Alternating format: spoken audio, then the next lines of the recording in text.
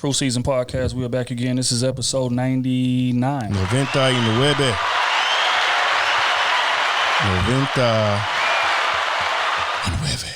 OT is in the building. I'm here. The Dean is in the motherfucking building. I'm D Trill AC. This is another episode of the Krew Season Podcast. How you fellas doing on this glorious night? I feel like podding. What's up? I'm podding, man. I'm blessed. Ready. Back home from the road. Shout out to my little cousin, Net. She just graduated from UT. Goddamn me. Chase that paper now, cuz. Get ready to compete.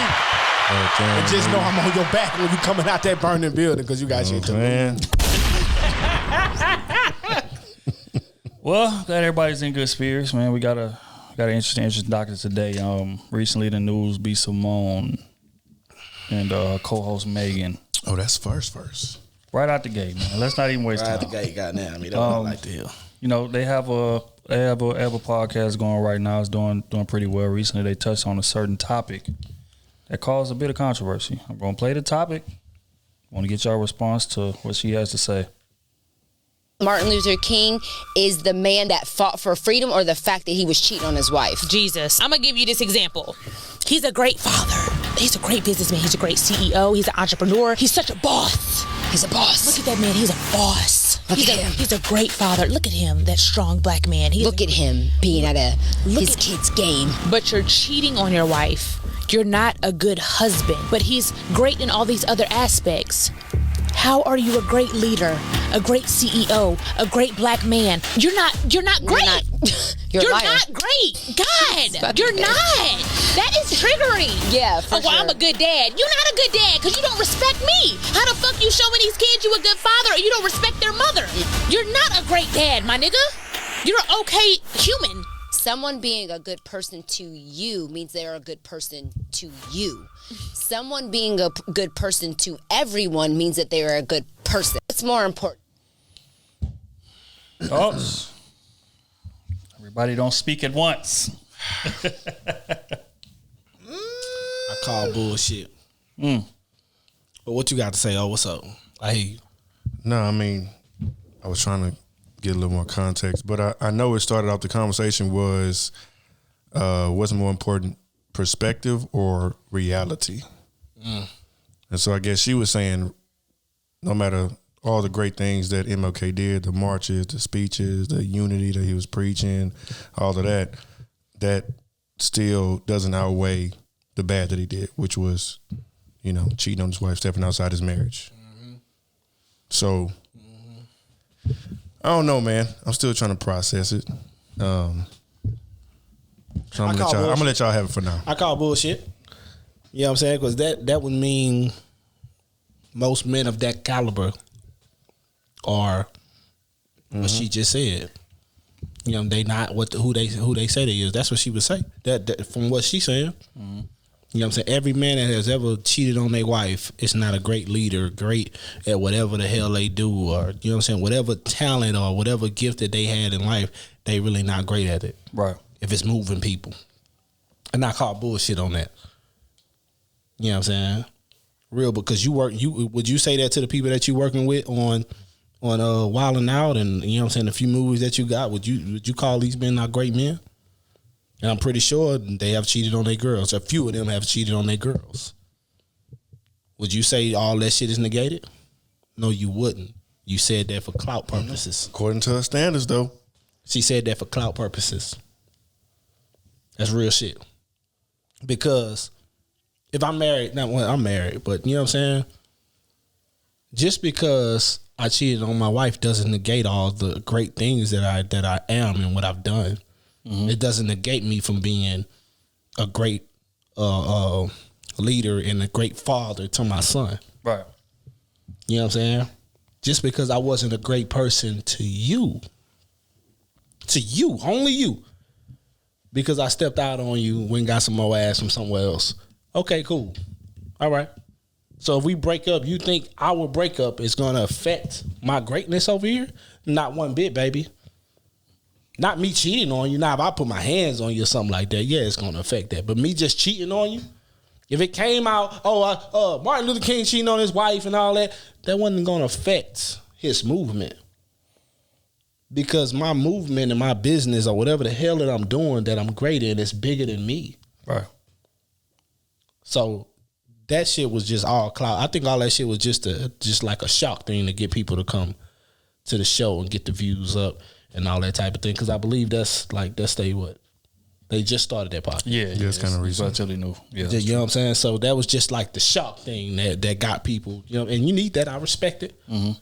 You know what I'm saying? But using Martin Luther King, we talking about a man that has his name in every city, damn near every city on the street somewhere. Yep. And you're saying you basically say, oh, you ain't shit.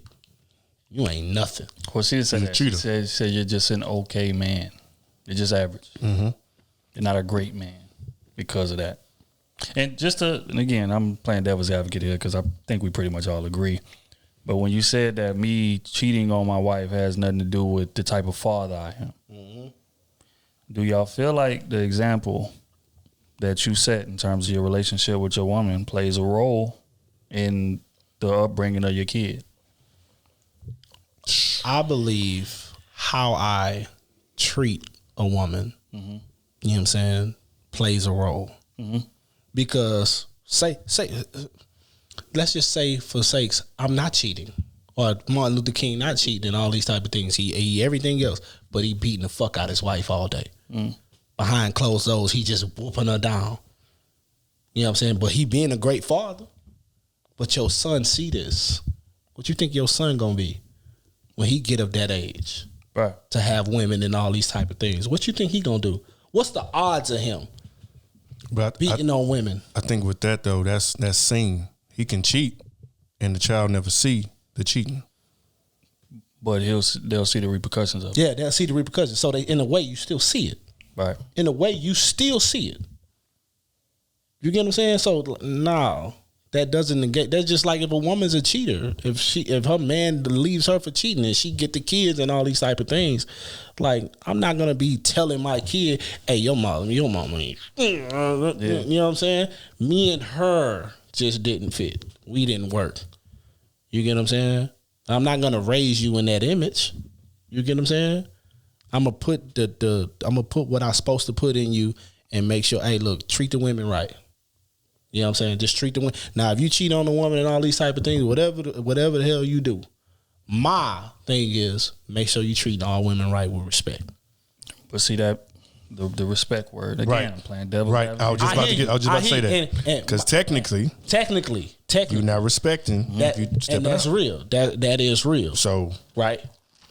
I think that's what she's going off of. Just like the bottom line, not how we look at it. That's real. And that's real. The way she looking at it, that's real. That's all cool. Mm-hmm. But you name me one man in history that is perfect. Other than this God that they paint to us, you name me one man in history on this planet that has ever made every right decision. Everything he made was just, all right, it's on point. You're never going to run across a man like that, baby. I think that triggering part, I think what was triggering about that part was the cheating. Definitely. And I think that sparked that emotional reaction from that. Because if they could have used a different example, then she probably wouldn't have said that. But you went extreme, which, of course, it is known that he did stuff about things like that. But I think that just that cheating in general, she was kind of feel like putting herself in that position, in those shoes, and that's how she felt about it. And that right there is where the issue comes in. Because even in the scenarios that I just gave, the pushback, mm-hmm. I feel like to define a man, it's a sum of all parts type of situation, right? So even if he did cheat on you, disrespect you, whatever the case may be, but if he's taking care of his kids, he's providing the roof, he's spending time with the kids, helping them with homework, getting clothes ready at every football practice, every PTA meeting, but he cheated on you. Yes, that was one point of disrespect, but he checked off the other 9 of the other 10 boxes. So no, he's still a great dad. So, and I would equate that to the same thing with MLK. This man literally died for all our freedom. Black people rights, pastoring, helping people out, charities, this, that, and the third, putting literal money in people's pockets to help them pay their rent and all type of shit that he was doing back in these days. Helped out millions of black people. Literally is the symbol of what freedom is or civil rights is. Mm-hmm. And he cheated on his wife. Yes, that is a knock against his record, but the totality of things How much does that weigh in comparison? And that's what I'm looking at. How much does that one cheating, you know what I'm saying? Even if he was with the woman, but just cheating, weigh against all the other deeds that is done? That's the thing. Because it's we can equate it to like grade school when we in college, right? If we take a test, 10 questions on the test, we get 9 of them right. We still get an A. You know what I'm saying? Even though that one, we missed one. I still made A honor roll, baby. Still made A. So again, that's how I look at things in a sum of parts type of situation. But just like O said, when you coming into it triggered, admittedly, she said it, and from an emotional standpoint in regards to cheating, that's gonna cause you to conflate what this man did in civil rights in his marriage, and that's gonna cause you to put more weight on that cheating aspect because that strikes you differently, and that's not fair. So that was my only thing. Some people were saying like MLK is above reproach. No, I disagree with that. I disagree with what that. I disagree was the total summation. It ain't shit about MLK that's just a quote unquote okay man. That's just not realistic. He's great. Period. That's just what it is. So, all his kids loved him. Coretta loved him. Coretta heard the tapes and lied for him. Like the FBI called Coretta and played them tapes of him having sex with other women. She said, I don't recognize that voice. I don't know. And y'all mad that she stood there with her man through the cheating. Right. Through the cheating. Hey, look. Just because a lot wouldn't do. Well, first off, a lot would do that. If you got a man, a lot. If you got a man of that caliber, yeah, do it with that family, with a Pookie and Ray Ray. If she love him enough, let's call it spade a spade. And just if we're gonna kind of go this route, using B. Simone as an example, would that what happened with her? Would that count against her legacy, or would that make her a bad person because that she messed up and didn't trust her team that was gonna put out that book that she had? When you say what she did, let's get into a little more detail. I'm just saying. That's different from cheating. It ain't. But it's a scam. She totality on the scale of his accomplishments. So that's all I'm asking. Is it would y'all weight at the same? Because in her realm, yes, that's technically that would be a kind of against her resume a little bit. Correct. In her realm, a lot of it. In her realm, a lot of it. If we're gonna be consistent, I'm just asking. 80%. I'm just asking questions. 80%. I don't know about 80. 80%. The way she did cheating, it was 80. She was like, I don't care what he did. He ain't no great man. None of that. You're a great person. So what happened? What happened with her regard? Like, how would you? Like, what would you kind of? She a terrible person. That's what I would say. What would that be? B. Simone is a terrible person for stealing from them people. If we're gonna use her round, we're gonna do that. I wasn't trying to go there. But if I'm gonna keep, we keep. Y'all know we keep it a bean on. I wasn't trying to go there. We keep it a bean. If we gonna use her logic, this is her logic. Right. You get what I'm saying? That's the thing. For what you did, even if it was a mistake, it came out under your name. That wasn't no mistake. You know what I'm saying? But even you know what I'm saying? But I even if it's that, it came out under your name, so it's a strike against you. Right. Against your legacy. It's you know what I'm saying? Your whole mission. So that makes women you, empowerment. in a sense, that makes you a thief. And your whole life you stole, and we don't respect thieves. Yeah, that's just real. We gonna use your spectrum, so we gotta know, man. When you get into this realm and talking to people and all that, you gotta understand like the way you word things. You gotta word the right way because it'll come off a certain way, right? You know, and for what you said, I know people has called her. I know that people call, hey, bro, you need to take that down. I'm pretty sure some people, hey, you need to take that. You need to get that shit. You need to get away from that. You know what I'm saying? Because that's some bullshit. You basically spitting in his whole family's face, his whole legacy face, Coretta included. You know, Coretta included. You basically just spitting in their face. Oh, nigga, y'all ain't nothing. I'm above y'all. That's what basically how she said it. That's crazy. But see, that's the thing. When you want to stand on that mountaintop of morality, your house got to be clean, right? So what I mean by that is that, okay, if MLK is just an okay man, what is the baby? Ain't that who you was thirsting after and chasing after forever? This nigga done killed people and shot people and beat up people and all type of shit. So does that make him just an okay man? But that didn't have no effect on your thirst for him. You went under every picture with hard eyes and all type of shit like that. He allegedly cheated on Danny Lay. Does that again? But you lusted after him. You wanted him. So so again, we stand on this morality mountaintop. you begin to open Pandora's box. So now we got to rewind it in history. We got to go back. Okay, so Muhammad Ali is not great. He cheated on his wife. Kareem Abdul-Jabbar is not great. Magic Johnson is not great. Kobe is not great. Kobe. MLK is not great. Nelson Mandela is not great. What I mean? So again, when we get to opening Pandora's box and we're gonna use one aspect of their life that's a discretion and then drop their whole meter from the top of the damn mountain hill to mid range. I'm talking just he cheated. Push that shit Basically. That's crazy. Basically. I'm saying that was crazy. cold, bro. Basically. That was cold. So if we're gonna do that, you gotta hold your shit up too. I think it was just an in the moment thing. I don't know. I can't. She said she was drinking. After she said, "Oh my God, what are you having this drink?" I'm just saying, and she said she was triggered. It's not an emotion. It's an emotional reaction. Yeah, it was an emotional reaction for sure. You could tell. Yeah, but it's just again when you have a platform and you have that kind of following, you got to be responsible with the shit you say, especially in regards to somebody like MLK. That is literally a pillar. Now, don't get me wrong. I'm not saying that he's above reproach because I see a lot of people saying that, and I'm not with that. Hell nah. If you did wrong, you did wrong. That's just what it is. But when we talking about greatness, or I'm talking about classifying people, it's a sum of all parts argument. We can't take one aspect of their life and drop their meat unless it's just something egregious.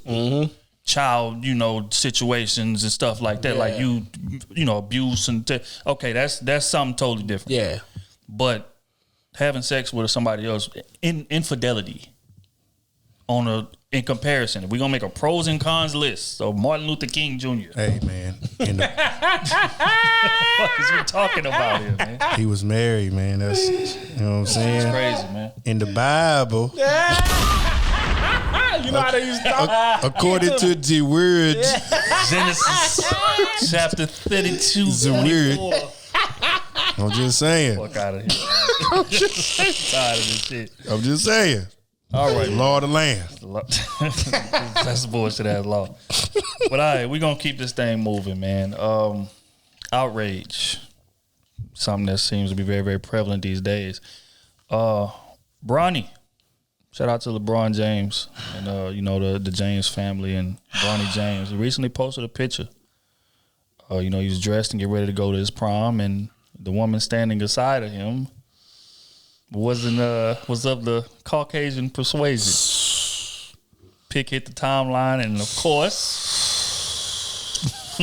think pieces got to rolling. So I want to get y'all thoughts on the outrage for it. Like, was it ridiculous? Explain to me what was y'all thoughts when y'all seen it. I thought it was a slight bit ridiculous. I ain't gonna lie to you, just slightly. Only because I'm looking at it, which I can't even fully put myself in their shoes, but I'm just looking at the aspect that where he's living at and where he's going to school. Right. 99.8% of the people that he gonna be with. Don't say 8. I tried to give a little grace. They got some athletes out there though. Boy, they got black boys to come play ball. They got everybody 5 else. black people on the basketball they ain't got team. The girls. And they got 6 people on the football team, and they black. They all play skill positions. That's a fact. That's it. Running back, wide receiver. You might get an athletic quarterback. Yeah, that's it. Get a DB, a safety, and it might be the outside linebacker. That's it. That's a fact, though. That's messed up. That's the truth. That's it. That is the truth. You might get a lineman. You might. You might get a D-line. Yeah. And that's only if his daddy is a top tier lineman that live in the neighborhood. Right. That's the only thing. That's the only reason I was like, but I can't be mad at that because that's what's around him. And for me, he's a child. Yeah, absolutely. I will not judge you. Grown man. Now, if you was a grown man, like this your college type of thing and all that, you gotta be thinking wealth, because the other side don't do that for us. Mm-hmm. You know what I'm saying? The other side don't do that for us. But since you in high school, you still a child in my eyes. You still depend on your pop for money and all these type of things to be who you is. But yeah, I know, you know what I'm saying? know. But you depend on your pop a lot for your guidance right now. Like, your decisions are not your own decisions, and you live in them. See, that's the point that I want to touch on. Do you blame? So you do blame Bron? That's what I was about to get to. Is that a chink in his legacy? Because Bron has been historically on the side of, black empowerment. Bronny literally took bullets to get the message across that, hey, I'm supporting black, this, that, and the third, black empowerment this way, we doing it this way. Mm-hmm. And then that happens. Does that put a chink? Does that jeopardize the message in any way? I don't think it puts a chink, but I know why he did it. I believe he really did it just because it's like he can't say nothing if he can't speak on that you can't be dating a white girl or something like that. He can't speak on that. I wouldn't believe he would have that type of conversation with him now, because I know you've had that conversation, but I'm saying like as far as like kind of public or just we ain't talking about public, we talking about privately, because again, like it was he's had that conversation. I know he has. So again, does that put a chink in his armor if you're preaching civil rights on one end, but you're allowing your son to do what he wants to do on the other end? But you gonna tell the son, okay, unless you bring home the same color as you can't go to prom? Like what you gonna tell him? Oh, you go to prom, Dolo? She may be the most popping girl in school. We know he is. We know he is. But it could have been just a photo op. They just, that's just his prom date. It may not be his girlfriend. But if that's his date and I'm in LeBron's shoes, if I'm that, right? I'm first, when he bring that to me, I'm like, are you ready for this? Because you got to realize they live in a totally different realm than most people ever see in their life. Mm-hmm. You got to understand, when you upload these pictures, people are going to say a lot of things. Right. Mm-hmm. Not off the strength of you, off the strength of me, right, who I am and what I stand for, the pillar that I am in this community. That's the thing. I feel that. You know what I'm saying? Now, me seeing LeBron personality over years, he don't give a fuck about none of that. Mm-hmm. All he care about is just helping people. Yeah, he good with us.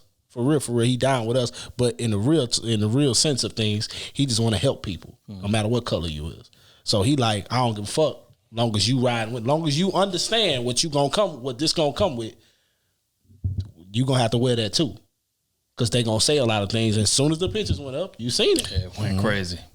Social media went crazy. Similar to like Zion.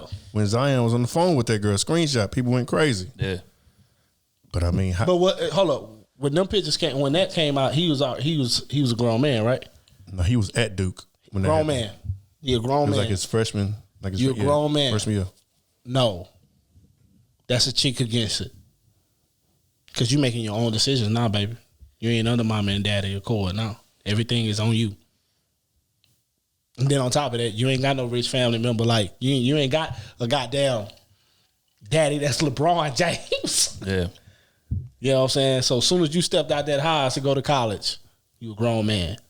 And you got to understand what every move, and I'm pretty sure he knew that, because I've been the number one player in fucking high school for 5 years. I know what this gonna come with. You know what I'm saying? But it's rare when we see a top player like that, that's the other color, that be with a sister. Which is why Bron is so legendary, in my opinion. Savannah been there forever. Yeah, Bron ain't wavered. Bron had plenty of opportunities today. He can literally have any woman he wants to. If he get a divorce tomorrow, he have any woman he wants to, period. But he said, nah, I'm gonna stay here with my They lining up now. Hell yeah. They lining up now. So, but again, that's why I say, like, does it jeopardize the message? But I mean, at the end of the day, all you can do is, guide your kids in terms of what they should value. But at the end of the day, they gonna live their own lives. Yeah, it's your decision. But I understand, like, you under this roof. I'm pretty sure he had that talk with him. Hey, when these pictures, and this was before the prom. This is when he said who he was going with and showed him who he was going with. Hey, I'm sure they did. Yeah, they did all. Of course, they did all that. You know what I'm saying? When you upload these pictures, are you ready for that? Because I don't give a fuck. Background checks on the parents and everything. Because I can't let LeBron. We know LeBron's solid. He ain't gonna do nothing crazy. He ain't gonna do nothing crazy to jeopardize what he done built already. Oh yeah, they definitely had that. So he at this point to where I don't give a fuck about none of that, boy. I don't care what they say about me, boy. But you not at that point yet. You got a lot of growing to do from under me. Yeah, you ain't got the thick skin that I done developed over these 30 plus years. He grew up in social media. Yeah. Bron didn't. Exactly. Grew up a time we didn't need that. Exactly. So, yeah. You get what I'm saying? But no. You can say LeBron grew up in it. I mean, he in it, but I'm saying before it got just what it is today. He grew up in stardom in it, though. Like, grew up in the fame. Yeah. So it was crazy for him off the rip. And like he said, I grew 30 years of this. I'm 30 years in this. My skin is super tough. I don't give a fuck. You don't have them type of legs. That skin ain't that deep. So we need to see if you ready for this. And bam. Bro, the picture wasn't up 2 minutes. You seen the comments. The bit didn't make 120 seconds. You seen the comments. It went crazy. I was like, damn. I low-key just felt bad for Braun. That was the first thing I thought. I was like, damn, they about to kill Braun for this. Mm-hmm. They was attacking Braun and Bronny, right? Yeah. I'm just like, but I mean, at the end of the day, what can you do? You know, but I mean, I don't even want to go too deep. But real quick, this is another example of how the man is always to blame. That's true. Mm-hmm. That's true. I know that's not what we're talking about, but just another prime example of LeBron being the man of that household. And that's something that him and Savannah both talked about. Right. Mm-hmm. But at the end of the day, that happened, Braun gets to blame for that. Yeah.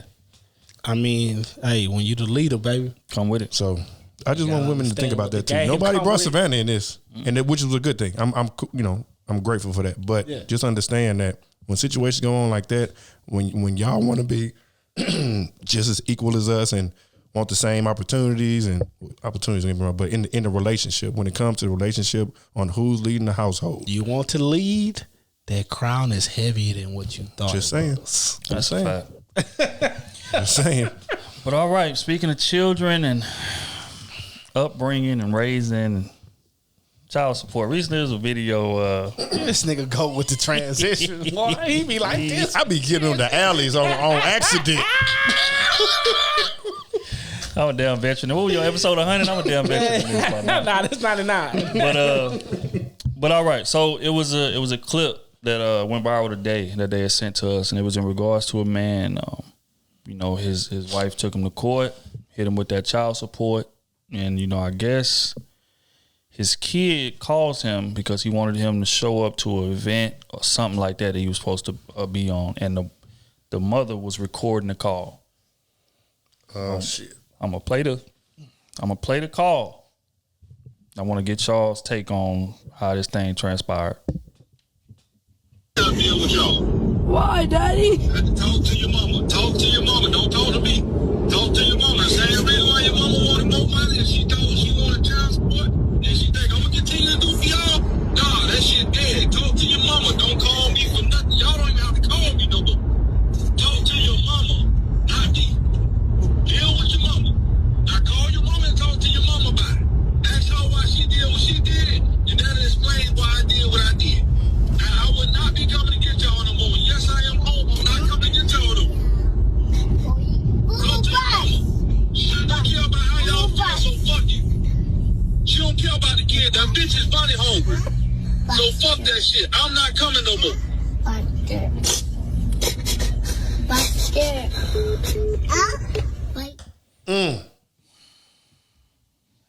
I want to know what she did. He wrong. She took him to court and put him on child support. That was it. That was it. That's what the caption of it was. So he hurt. She took him to court, went to put him on child support. And he was probably an active dad, which is what I'm assuming. And he just hurt. He hurt. Nah, he hurt because he on child support. So he's like, all right, you might want to put me on child support. I ain't doing nothing extra. I'm paying this money, and that's it. That's all. That's what it sounds like. Coming to do nothing else. Bro. I was hoping she didn't cheat and put him on child support. Ooh, that'd hurt. That's what I was hoping it would. Well, I mean, that's context that we don't have in terms of how the child support got. Because he said, "Ask your mama what she did," or whatever. Something on those lines. Right, but it was he talking about regardless to the money. Okay, yeah. okay. He said that's why he say your mama money hungry. Ask your mama why. I thought making sure. Yeah. So yo, yeah, you got a lot of cats like that though. I know a lot of cats growing up just like that because they dipped or didn't care no more because of what their mama did, which was put them on child support, and they was an active father. I can't imagine. Bro, I grew up seeing this, a victim of this. That shit crazy because if she is the woman that he's describing to his kids, saying, hey, ask your mom, she money hungry and all this shit. I done been around that, grew up in that. Bro, them women to get that bread all that time, say he get his kids for the summer or whatever, you know what I'm saying? They'll send that kid down there with nothing.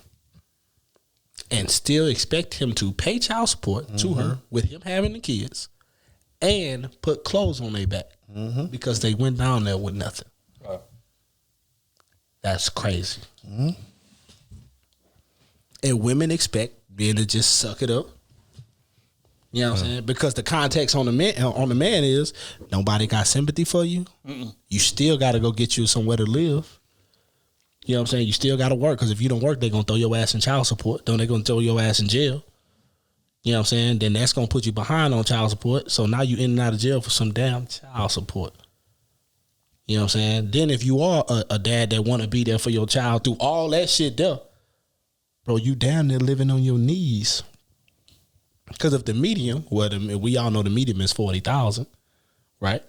You paying child support. Let's say she getting what most people get 15% for the first child, and then it's like 10% or something like that, like the next two or something like that. So that's one child, 15% of his salary. Probably ain't making too much. You know what I'm saying? Now after taxes, $40,000 is about 37, 36. More than that. You got to take off 30%. We talking about, what's that, 40? No, because he's not in that bracket. Yeah, because they're taking out less taxes. Yeah, they taking out less taxes. So it's like if you're making $42,000 like after they tax it, you're making about 35, it's 36, it's somewhere in there. You $35,000 to $37,000, right? Making about 27. Making about 27 from 40. If we making 42,000 and if you take out taxes, which is probably about 30-35% from the annual salary, he looking at about $27,000 and money that comes to him. What? You still got to pay for insurance and all that stuff. So, but just say insurance ain't involved. You take the taxes off the top of that. It's about 65%, 66% is what comes to your account. You know what I'm saying? Everything else is government property. So it's about 27. So let's say you at 30,000.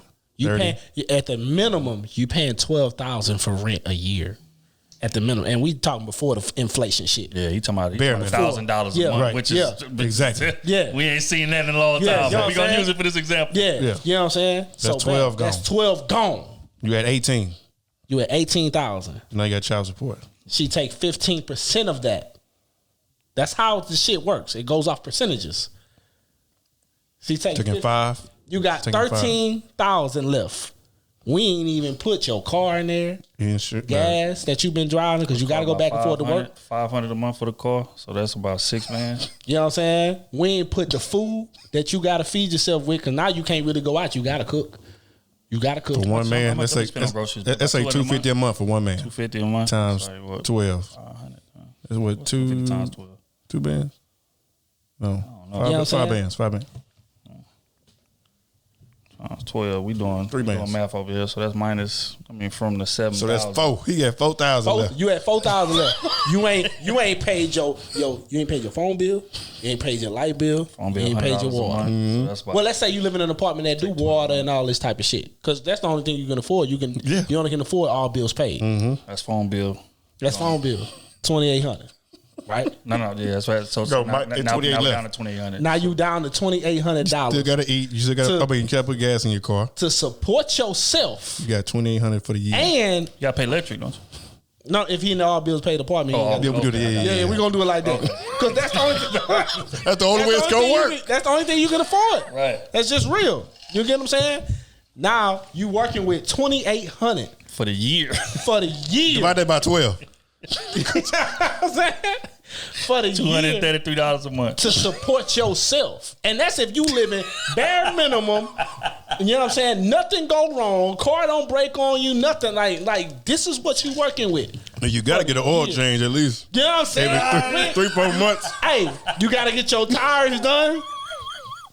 You get what I'm saying? Like, women don't understand. Like, what? And we said the medium is 40,000. Most people in the hood not making that. Yeah. You know what I'm saying? So this is for the regular average dude, got him a regular job every day on child support. $200 take home pay after before inflation. Yeah. That's wild. And you see why niggas be going off the scale, knocking their baby mamas off. You know what I'm saying? Killing they self. Or just go be bums on the street or something for stuff like this. $230 a month. Did you see, because it's kind of pertaining to this, did you see that interview with that 8th grade girl? Mm-mm. It was an 8th grade girl said that she would rather be a mother. Ooh, yeah, I seen that. Before marriage. Well, she would rather have 2 kids versus marriage. Yep. Because having the 2 kids with 2 different baby fathers, she can get money from that. Yeah, she can get child support. This is an 8th grader. This is an 8th grader, bro. Wow. You get what I'm saying? Wow. I'm at to find that clip. And then look, you said how much that is that month that we just said? $230 a month. $230 a month. But you got to realize you're not getting that whole $230 up front. You're getting that every 2 weeks. So that's like $115 every 2 weeks. Every 2 weeks. That's some wild shit. That you got, you know what I'm saying? And we ain't even take away gas or nothing like Nothing that. like that. So you take gas away from that, you got about $30 left. Bro. Because gas for $50 a tank right now. Bro, So. and this was before the market was going crazy. Yeah. That's the world niggas was living in. Now look at what we living in. You know what I'm saying? Average apartment in Texas, I think they said it's like $1,600. That's a fact. That's what they said. Average apartment $1,600. Shit going up. I'm just letting you know now. Last time I had my apartment before we got the house, nigga, I was paying $1,300. Mm-hmm. And that was for almost 700 square feet in a prime location. Yeah, and that was fairly prime location. That was a 3-bedroom. No, me. Oh, you had that by yourself? That was the recent one. Oh, okay, yeah. 1,300. When I had 3 roommates, nigga, we paid 1,700 for a 3-bedroom. Ooh, that was 8 years ago. Yeah. Today, 2-bedroom going for $1,700-1,800. easy. That's a fact. That's what I just got. 18. Yep. 18, almost 18 for a 2-bedroom. Bro, y'all paying house notes. Literally. People is paying house notes. The house was just barely over 2. Yeah, barely. Another $250 and I'm in the crib. Dead ass. That's $250. That's why I was like, hey, we getting that. You know what? You know what's crazy? Hey, baby, look, we not gonna go out to eat this month. We just gonna, you know what I'm saying? We're gonna put that money up, and you in the crib. That's been in the works. We can budget down to a T, bro. That's crazy. But it's down to $230. We gonna budget that for 3 months, bro. You got rice and beans. So for what he's saying, he wrong for saying that to his child. Right. Mm-hmm. You get what I'm saying? Like, absolutely. He's super wrong for saying that to your child. Yeah. You get what I'm saying? You got to keep kids out of that. Yeah. You got to keep your emotions from the kids out of there. You got to protect they, you know what I'm saying, the sacredity of the kids, right? But I understand. I understand what you facing now. Because a woman that don't have you on child support and you're an active dad, you know what I'm saying? All she expecting you to do is put your time in. Because everybody know if you got an active dad, he putting his time and money in, his soul in. He putting everything in. I tell you what, time is worth money. You know how much daycare costs? Exactly. So just time is money. Let's call it a spade. If the man is active, he putting time in, that's $1,500, $1,400, $1,600 you ain't got to pay a month in child support. Daycare. Let's just call it a spade here. Bro. So. And that child is older. That child a little bit older. Yeah, he in school now. You know what I'm saying? And the way child support work, if you can finesse it, from what I done seen, you can get back pay. So if she was a vindictive woman and was like, oh, we've been broke up 2 years, they gonna go back them 2 years and make you pay child support. That's absolutely. Fact. That's a fact. So whatever your rate is, that 15% he talking about, they gonna slap that on top of it. And that's what you paying crazy. Yeah. And until you pay that balance off. Until you pay that balance off, which is something you can never do, because what people don't understand is about child support, what women don't understand is that accrues interest. Child support accrues interest on it. So in a sense, you're chasing something that you could want us to fail. You know what I'm saying? Want us to fail. That the most average men could never catch. Upside down on the child support is crazy. but men are upside down on their child support. It's just funny. And can go to jail. And that's why they go to jail. Niggas rather sit that out than pay us. No, hey, one state, bro, I swear to God, about 2 years back, they had this lawyer, this white man. He was bitter white woman, bro. He was with this bitter white woman. And he was a fucking lawyer. But something happened with the child support to where it was something outrageous he was paying. Like outrageous. You get what I'm saying? And he couldn't keep, because, you know, lawyers get paid by the clients they get. Right. He couldn't keep up with it. The baby moms went down there and got him put in jail. And he got out the next day. And they sent him back to jail. All because she was like, I am the law. You're going to do what I say do. Wow. This was on the news because he he a lawyer. He know the people to get the news. He wind up taking it to the news like, hey, this is what we are subject to. Mm-hmm. You know what I'm saying? Like that woman had total power over him. You're not keeping up with your payments, I'm gonna throw you in jail. She went to the judge. The judge deemed you not paying because it's showing you not paying. I'm gonna throw your ass in jail. Oh, he out of jail now. Oh, I'm a born out of jail. Oh, he out of jail. He's still not paying me. Go your ass back to jail. This is what men in jail feel. And can't you get disbarred if you got a record, bro? Like if they decide you can get disbarred if you. That's why he was bringing the news around and showing, hey, bro, like I'm trying. I am trying to get this done. You get what I'm saying? But all because she was a bitter woman and he didn't want to be with her. Mm-hmm. She kept doing that to him. Damn. That's crazy. Y'all can look that. Look that up. That happened like 3 years ago. Like it's like he really had the news people following him in jail to show what was going on with him, and he was talking about it. That's crazy. That's why you gotta be careful who you put your thing inside. Exactly. So I mean, again, just my initial thoughts when I seen it, I was just like, damn. I know, dude hurt. Like my thoughts immediately went to the child, man. It's like, cause the children is who suffer. Like y'all both being petty back and forth. You hurt her, she hurt you, but whatever. But the kid is seeing all this. And this is tarnishing the kid. Because all he understands is that one of my parents are not here. I want to spend time with my daddy. I can't spend time with my daddy. He don't understand that child support stuff. He don't understand none of that. He's balling out crying because he might have had an event, might have had a graduation from middle school, elementary, and my daddy refuses to show up because, he's being spiteful or being petty towards my mom's, who's being spiteful and petty towards him. So, again, that's why, like, man, people got to be adults, man. And just like the bro them saying, like, y'all got to be careful who y'all get pregnant, bro. Or, careful who kids that y'all having if you're from the woman's end. Because there's some crazy dudes out here as well. But, yeah, so it's just, it's just a tough situation. But hypothetically speaking, if I'm in that situation, I couldn't tell my child, no, I'm not coming because of that. That's just what it is. Like, I feel like, at the end of the day, the child got to, you know what I'm saying? You got to do what you got to do to take care of your child. But see, that's the bad part because now your back is against the wall because you have a mindset like that, and your woman know you got a mindset like that. So I'm gonna be petty towards you, but if you react in any way, the child suffers, and she know that you are not gonna want the child to suffer, or you not gonna do what this dude just did right here. Most dudes not. Most stand up dudes is not doing that.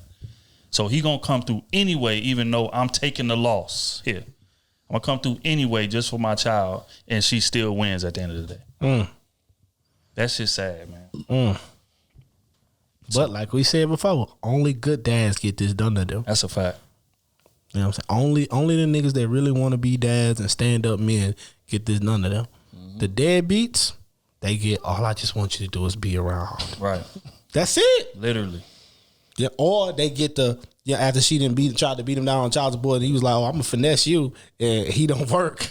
I'm getting paid under the table. You know what I'm saying? He stay ducking the laws, and now she like, you know what I'm saying? Yeah, she getting fed up because of timing messing up on and all that, like the time interfering with the kid with her job and all these type of things. Now she like, look, I'll take you off child support. All you gotta do is just be around the kid. Like, right. You know what I'm saying? Just be a dad. That's all you gotta do. Nope. They get that. Nope. That's the type of thing that bad fathers get. Good fathers go to work every day, stand up, go get his own stuff after you. You know what I'm saying? Go get him an apartment, a 2-bedroom apartment. It's just him, and it's just the room is just for the kid. You better believe she's slapping child support on that boy. Oh. That's crazy. But just like my boy, that nigga paying, everything that he's supposed to do before they was put on child support. Him and his, girl wasn't together. They broke up. Whenever he go to her house, whenever he send the kid to her house, he make sure she got clothes, diapers, yada, yada, yada. She come to his house, empty. Bro, you know what And he got to buy shit. Bro, you know what I seen on TikTok about this type of stuff? This woman said, you know what I'm saying, like, she said something on the lines of, women are allowed to give their child up for adoption, drop them off. Sure can. No penalty. Right. Sure no can. No penalty. You get what I'm saying? But a man that doesn't want a child, all the penalties in the world, child support, going to jail, all these type of things. Yep. You know what I'm saying? She can literally have the baby and you know what I'm saying? Fire station. Right. That's crazy. Like, it's no penalty on one side and you're dipping on the child. And then even when she do it, it's always, well, she was going through something, or it was a difficult time, or no. Yeah, I've seen one situation when I was a youngster. The dude wanted the child. She didn't want the child, and she gave it up for adoption instead of giving it to him. Wow. Just out of spite. Just out of spite. That's sad. Wow. It's a crazy game that us men have to deal with day to day. But women, you get the leverage of being off the hook. Oh, I don't want the child, but I'm going to have the child. I'm going to have it, but I'm going to drop it off. I'm going to give it up for adoption on the table. All my rights gone. I'm cool. Damn. Men don't get that luxury and never will. Oh, it's a cold game, man. Prayers to everybody involved, man, especially the kids, because like I say, man, the kids is who suffer during these times. All right, we're gonna get into a little bit of scandal, a little bit of salaciousness. Karrine Steffens. Oh Lord, what the hell going on with them? AKA Superhead. She had some comments in regards to she was married at one point. But we all know she got a history with rappers. Under her words, not ours. She put out a book, a tell-all book about, certain rappers that she was messing with or whatever the case may be. But she had some things to say about how her marriage with this dude that was outside the industry went. I'm going to play it. I want to get y'all response to what she had to say. Or my two boyfriends, and they're gonna be calling 3 o'clock in the morning. Wayne had the house number. So now, mind you, I have my kid, my husband has his kid. We have kids. And by the way, it's my house that I pay for. I pay all the bills. Everybody's dependent on me. I'm the boss bitch. Like, you don't pay for nothing. You don't answer no phones around here. Whatever, I do what the fuck I want. And I remember just waking up my husband like, hey, I gotta go, I'm taking the Rover. You gotta move your car. You couldn't move it to the street and then pull yourself out? No, I'm not doing all this manual labor. And then he would move the car. And then I remember one particular night, I was in my car, I was backing out of the driveway. He moved his car into the street, and then he gave me a kiss goodbye. I'm like, all right, baby, I'll see you in like 2 or 3 days. Not 2 or 3 days. Yes. And then I'd be gone for 2 or 3 days, and then I would go home to my husband, and he would have my dinner waiting, my bath water ran. I would be like Elizabeth when I grew up. And then like a glass of wine, like, welcome home, honey. Did you have fun? Yes, bitch, I had so much fun. The hell she thinks she is? Who was her husband? He was a no-name dude. Was it? Are you sure? I think so. Because at one point she was with Bill Maher, but it didn't last. Somebody else too. They wasn't married though. Eddie Winslow. Mm-hmm. It wasn't in. Nah, I doubt it. I don't think they got married either. Yeah, they were just together. Eddie like other things. Literally. People. We ain't gonna touch on that. People. We ain't gonna touch on Other people. Other people. Let's say it like that. But back to the subject. Situation like this. She said she paying all of the bills. That's because he a homosexual. And, she told him, man, hey, I'm about to leave. Matter of fact, she said, she told him, hey, your car's parked behind me. I need you to move it. I need you to move your car so I can go be with Lil Wayne for a couple of days. I'll be back. Love you. Got out, moved the car, kissed her goodbye. She came back. He had plate ready, hot and steaming on the table. Bath water rubs, champagne. That's when she was with Wayne? No. That's when Wayne was smashing. She was married to a dude that wasn't in the industry, but she said that she had 2 boyfriends while she was with him. She was messing with Wayne. She was messing with Bow Wow. And she said she'll just leave at random times. Wayne called her at 3 a.m. She'll pack her stuff and go. Couple days, 3 days at a time. I remember married with kids. Yeah, so this ain't an old story. I mean, it's a new story. So I just want to, I don't even know, because all I answer is going to be the same. But I just thought it was interesting, man, to just break it up here and just see what y'all response to the situation was. Yeah, I know I ain't riding with that. She left that first time. She'd have stayed gone. Or if it was her house, she paying all the bills. Oh, if it was her house, she paying all the bills. She'd have left and came back. I would have been gone. I'm out. Empty the bank account? Nah, I wouldn't have been paid. But no, he obviously didn't care. Putting on child support. He come Wayne and I definitely put on child support. Dick on the lips and everything. He come home, hey baby, because you don't care about none of this. You don't care about none of your kids. You had a good time. None of your kids. So I'd have put on child support, definitely. You had a good time, baby. That's crazy. I'm talking immediately, same day. I'd have tried to leave on Monday. I tried to leave on Monday. That way, when she got back, they'd have been serving her. Hey, she gonna pull up in that G wagon. As soon as she's stepping out, I need you to hit her with it. Hey, excuse me, man. Make it like it's DoorDash. Yeah. She pull up with the food. Think it's the food. You've been served. That's what certain women. That's what they want. They want to have the husband they come home to that caters to them, but run the bath water, do all that, treat them like a princess while they go out and do their thing. And they feel they can still come home and raise some kids that way. She was going out and being a slut to another man, and you ain't even doing that for you. How does she might have been? No. How does two other men have that much gravitational pull on you? Because they got more money. They not your husband. They got more money. You don't need to be with your husband. Wayne and sent the red eye. Told her, hey, I'm across the country. I need you to pull up. I need that head. A wife right now. You to pull up, dome me up, then go on back to the crib because that ain't our relationship. And she know that. That's she good with it. But see, you know what it is? It's a selfish thing on her end because it's like, okay, I would rather be with Wayne and Bow Wow if I'm be honest, but they don't want me because I'm tarnished out here. I am on the clearance rack. Let's call it spade a spade. We gonna use you for what we gonna use you for, and then send you back to whatever. But she still yearns for a lifetime partner. And that's somebody she's in love with or whatever. But she gonna have this partner who's gonna hold things down and be the stable situation. He's good with the kids. He's a sound force. But my intrigue lies with Wayne and Bow Wow. What if she was getting paid? Like that paid some of her bills. That's very true too. Hold up, she was getting paid by them? No, I'm just saying, what if she was? Yeah, but according to her, she was. She was getting a little bread. So if I'm, babe, I gotta go make this quick. Babe, I gotta go make this quick 50 real quick. So she's a prostitute. I'll be back in a couple days. She's a high class prostitute. No. She's an escort. There's a different level of respect. She's same etiquette. No, she's spending time with them. Same etiquette. Is that a smash and dash? She's there for several days. Huh? She's a companion. You can be with a prostitute for a couple of days. You paying.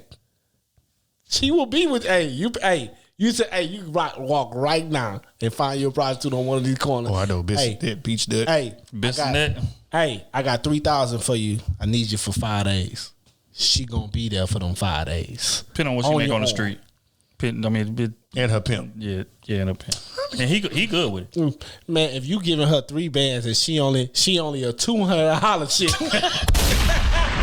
she gonna be there at your beck and call for that whole week. Every day. That $200 chick. That's real talk. That's crazy. That's real. Now again, we are not advertising campaigning and culture and things of that nature. Prostitutes, things of that nature. We are not condoning that behavior. But I'm just saying the behavior that she was showing, and that's what it is. She was just high class with it. Money gonna make a move. What it costs. Money gonna make a move. That's true. I believe. I wonder what the husband was thinking. Nothing. Because if I was the husband, staying there, if I'm gonna stay there, that nigga having movie nights with the kids and everything. Oh no. Mama going on business for a couple days. The kids is going to daycare, and I'm about to go crazy. He ain't had no hoes. Nothing. He waiting on her hand and foot. I wonder why they broke up there. Who started the she had to be breaking him off. She had to be, but she got to be She got to be breaking him off something crazy for him to allow that. I don't necessarily agree. Yeah. And this is why.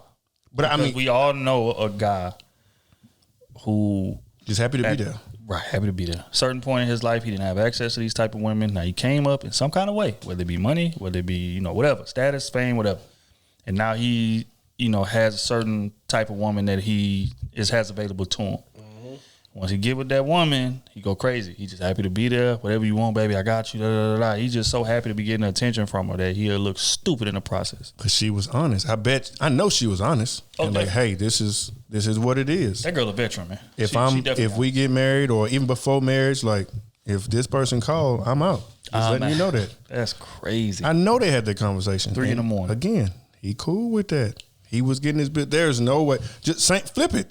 That's just like we talk about how women all the time allowing men to cheat and do this and do that. A lot of times it'd be because they don't have nothing for themselves. Because if they did, it'd be easy to leave. It's like, fuck that. I know my work. I'm out. She paid all the bills. I'm telling you, that's why he stayed. Came back and big old kiss. Hey, baby. Me, I would be spiteful. I ain't gonna even lie to you. In that situation, okay, we playing like this. Let me hit you where it hurt. I would have changed them house papers over to my name. And as she was gone, I'd have had the house up for sale. Cause you gone. You don't know. But Smooth, he was okay with it. That's the thing, though. That's the only one thing. Weekend after that thing, and the house things would have been changed. We'd have been gone. I'd have made $1 million off the crib. We set for life. You'd have been getting served while on the property. So I'd have hit you double time. You gonna pay. But that's just me, though. Niggas gotta serve you on the property. All right, man. We gonna leave that getting to more of a serious situation. Candace Owens recently made an appearance. I think this is a pretty old clip. I think it was when she was on the Roommates, but we never covered this. But I'm gonna play it. She got to speaking about what it is that men actually want in a woman. Play it. I want to see if y'all co-sign what she has to say. What she got to say, man? A man wants. A man doesn't want a girl that's just going to be naked all the time and put herself out there available for every man to see. That I don't have to be a man to know that that's not what men want. Yeah. So then you say men suck, and I ask this question all the time. You complain about men, but are you being the type of a woman that a man would want? Right? It's a self-perpetuating problem. And then you say that and they, oh my God, Candace is a horrible human being. And I'm looking at you going, I'm not a dude. I wouldn't date you. You know what I mean? Yeah. Y'all agree with what she had to say? Yeah. Yeah. I think she's echoing a lot of what we've been saying. Yeah, and that goes vice versa with the men. Yeah. You know what I'm saying? And I know women that done got men advice and they still don't take it and then run into that brick wall. Damn. That's the problem. They just don't listen. They don't. Just don't listen. They do not listen. Why don't you feel like they listen though? Because they feel like they know everything. It's their way or the highway, or they think men are dumb. We not emotionally intelligent. When they don't understand, like, we really think through a lot of shit.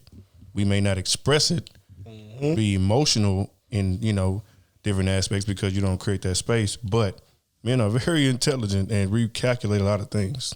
And those small shit like that, I don't want a bunch of niggas looking at your ass. You my woman.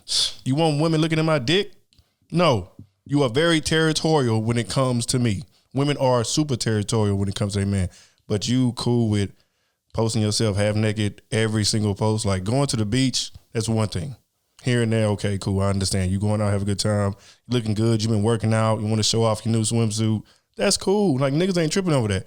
But when you showing your ass every time, or literally naked every time, a man don't want to marry that. All your pictures on the ground just got that ass out. But you're not advertising all that. All them breasts out. You in lingerie all day. You're not advertising that. You just doing it for you. Are you? Huh? But when a man says to you disrespectful, hey, baby, look, I'm trying to, it's disrespect. You disrespecting yourself. You disrespecting your damn self. So are y'all saying that if the shoe was flipped and a man's posting gray sweatpants pictures, boxer brief pictures with the print, they gonna call him being thirsty. They gonna call him being thirsty. They gonna call him out for that. They gonna call him out for that. Boy, you start a man like in a relationship. A man such as myself with that long thing. You know what I'm saying? I'm just saying. I started posting pictures. I just miraculously start wearing Speedos every day, right? I start posting pictures of in a relationship. Like just in a relationship. You know what I'm saying? I'm up here to the phone. What you think they gonna say? My wife divorcing me ASAP. ASAP. Body positivity. Hey, ASAP. Damn. ASAP. Some shit is too far. They ain't gonna say that you value yourself, body positivity. And that's only off one picture. Exactly. That's one picture. I upload one picture, so we done. You know, matter of fact, I lied. We gonna get in an argument. That's real. She gonna make me take it down. But let me be ignorant and say, you know what? I ain't taking nothing down and post another one. We done. Fair. Right there. And they'll try to guilt trip you into the post. Yep. Making you feel bad because it's like you said, body positivity and it's this new feminism wave and just doing what you like. No, baby, things have repercussions. That's just what it is, and they don't understand that you are not like absolved from all these things. Like you don't like. They know what comes with it. They just don't care. That's how I feel about it. They know what comes with it. They just don't care. Because you represent me. If we are a thing, a public thing, people know we are together. You represent me, and that's how we look at it. But y'all don't own them. That is true. We don't. But all people have standards, right? Right. And you must meet them to stay around them, right? Right. When you start showing that naked ass, that standard is lost. Just like if I go out here and I'm showing that thing off and I just want to wear tight ass sweatpants all day, every day, and take pictures in it. Because it's a thing, like, say like you got a pool at the house. Say y'all got a pool. She go swimming every day. She never posts a picture. You gonna be cool with that. Every man would. She never posted a picture, right? Bam. Year later, flip. She go out there she still going to the pool every day. And all that fine ass shit she in. But now she taking pictures every day, posting them. You gonna have a problem with it, right? Definitely. Exactly. Like, why are you posting? You got to post every day? Every day. You know what I'm saying? You know how women do. You ain't have a problem with when I was. I had this on for a whole year. But you wasn't posting. Exactly. Baby. That's the difference. It's just Instagram. I see you. You doing this for me. I'm cool with that. You know what I'm saying? Fam. You need outside validation for what? Imagine me doing workouts in tights with my meat print just showing every time doing jumping jacks. Just no drawers on. No drawers on. Dick swinging. Every post. I take a Viagra before I start working out. Swinging. Swinging. Hey, baby, how I look? How I look? Man. Johnson coming up here. Do a squat. Go see all the print. Come on, man. That's insane. Come on, man. But that's different. They're going to say that's different. But that's different because, and again, playing devil's advocate, man, we all agree. Man, Come on. They going to say because men aren't judged for their bodies the same way women are. Yes, we are. So it's like women are constantly torn down because of their bodies. So when they get to a space to where they're comfortable and they feel, empowered, and they want to show it off. It has nothing to do with the men. It has to do with her reaffirming how she feels about herself. That's what it has to do with. Big blue cap. So I understand. Big blue cap. I feel you though. It sound good. It sound good. But man, fuck all that, dog.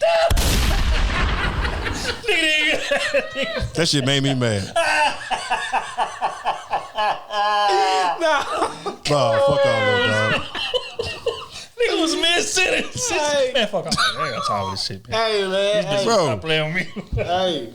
Bro, can you imagine? Hey, I say it a lot, bro. Women want to sit at the men's table, but they don't want to eat everything on the table. That's not how men operate. Everything that touch the table, we eat it. We eat the vegetables too, baby. We eat the carrots too. You can't just sit down and say, "Oh, I don't eat no carrots at this table." Oh no, I don't want, but I do want this. We don't do that, and that's how women be wanting to sit at a man's table and do. You want to pick at food and not eat it with your hands. Like, you don't get to do it both ways. Women want a man of a certain status, right? Right. They want a man that has a backbone. They want a man who's like outspoken, hold his own, handsome, making decent amount of money, things like that. Just like Martin said, we always gonna go back to it. We like our women classy, not showing all that assy. That's what we want on our arm. And a lot of women that y'all see out here rapping and all these women that's showing themselves half naked, tell me the percentage of them that's married. Bro. Then tell me the percentage of the women who singing R&B or whatever that's not posting themselves naked online. Tell me those women that's in relationships are married.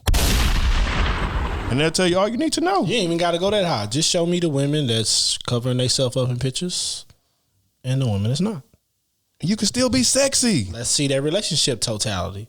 I bet one side shows they either have a healthy relationship with their dude, they've been in a relationship for a while, and the other side, they can't keep a dude. But the other side got dudes that they peck in order. Got dudes just young, but they confusing that with, I got dudes just lining up to be with me. You got dudes lining up to get that ass from you.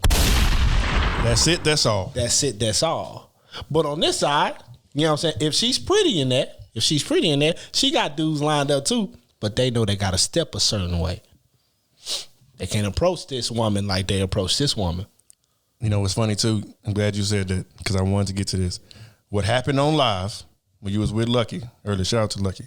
Mm-hmm. She was saying how her friend gets approached because she dresses a certain way, and there were guys going after her a lot, right. and she's attractive too.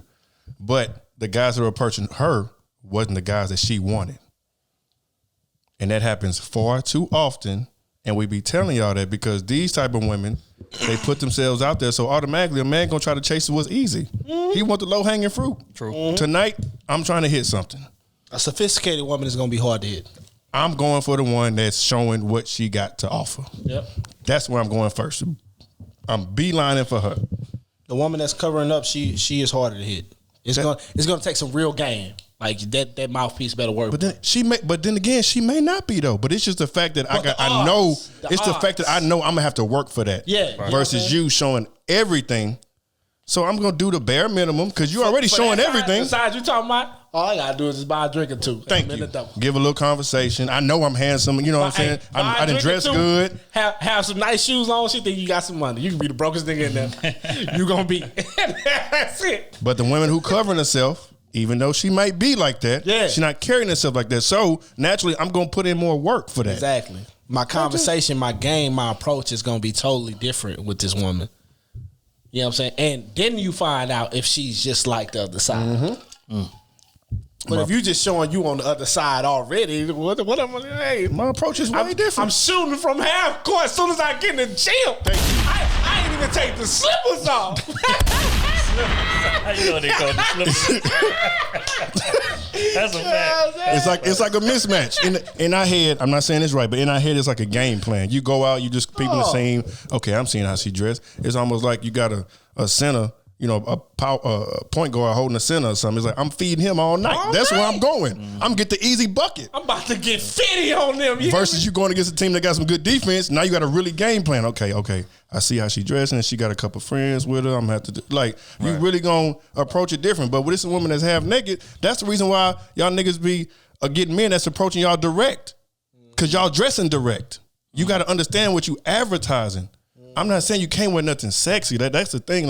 So you trying to tell us how to dress? No. I'm just trying to let you understand men are visual creatures. Mm-hmm. And you have to understand what you're advertising. You may not be like that, but what you're advertising is not what you think. And what you wearing, it ain't what you wearing, it's how you wearing it. It's how you wearing it.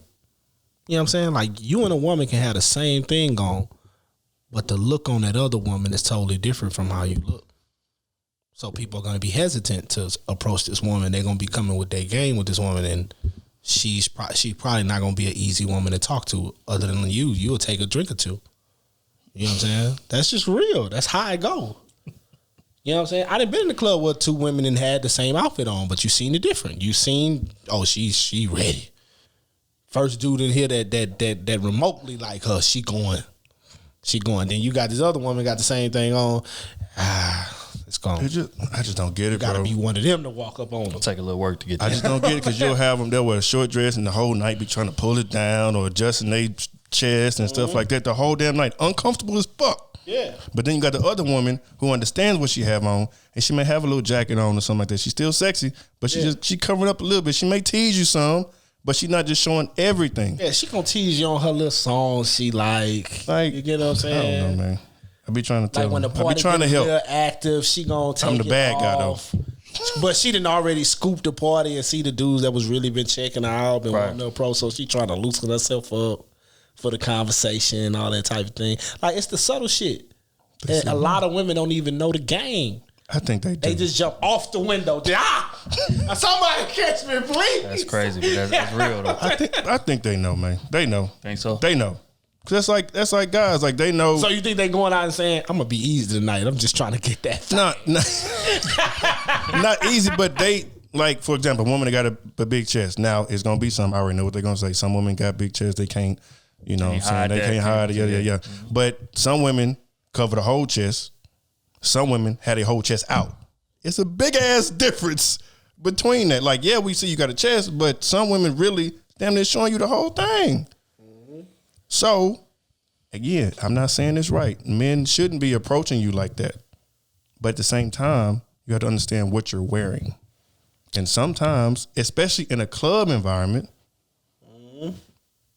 people not going to the club just to sit back and kick it. Niggas going to the club to pull something and take home. This ain't no lounge. We ain't going no R&B, no goddamn live band, jazz band. No, it ain't that type of environment. They going to the club to pull something. Just want to let y'all know that it's giving body police vibes, but we gonna keep it pushing. They gonna be mad at me for this one. Yeah, it's been a while since they've been mad at me, but y'all gonna get it on this one. It's gonna be the first clip out. Chill out. Body positivity. Oh shit. Nah, we gonna get in the quick. Body positivity. I'm just trying to help, man. Damn, okay. That's it. Just it. Okay, so it was a guy on Twitter. Listener sent this to me. He listed everything that he requires in a woman. Mm-hmm. And, you know, they sent it to us. They said, hey, man, do y'all think this is too much in terms of what he requires? I'm just going to read the list. Mm-hmm. I want to get y'all's take on if he's validated. Hey, bro, you might went a little too far. Is it realistic? Whatever. Okay. So the first one, not a whore. 2, not bisexual, never been with a woman. 3, I need a woman of God, Christ. 4, she can't have any kids. 5, she can't be fat. 6, pretty. I ain't about to keep listing numbers. Hygienic, at least half black, not a club hopper, no tattoos, doesn't smoke, under 30. Then he has a nice to haves list. College degree, good cook, in the gym on a regular, active father in her life, 26 and under. Boy. He reached a little bit. He reaching. Which part? Little bit. Which part was he reached a little bit. Little bit. No tattoos. Under 30. Depending on how old he is. Don't smoke. A lot of people don't smoke. I hear you. A lot of people don't smoke. You. So, okay. But we living in a world where mostly everybody do hookah. Okay, but he didn't say he could have been weed. People don't like the smell of weed smoke, so that's why they say. Oh yeah, I could. Or it could be just cigarettes. She can smoke weed. Yeah, I couldn't date a woman that smokes cigarettes or weed or nothing like that. She can smoke weed, but not cigarettes. Yeah, I can't fuck with that nigga. I can't mess with women that smoke cigarettes at all. You can get away with the weed, but not cigarettes. No. Yeah, you can get away with the weed all day. Just don't smoke in the house. But the cigarettes, get the fuck out of here. Fuck out of here. If I even hit it, you know how they do? Hit that pack. Get out of here. Get out of here. We have nothing to talk about. God, oh my God. That ass is trash. Get out of here. And that pussy stank. Get out of here. Get out of here. Y'all think dudes don't smell that, but Smokey the Bear. He like you good enough so he don't say nothing.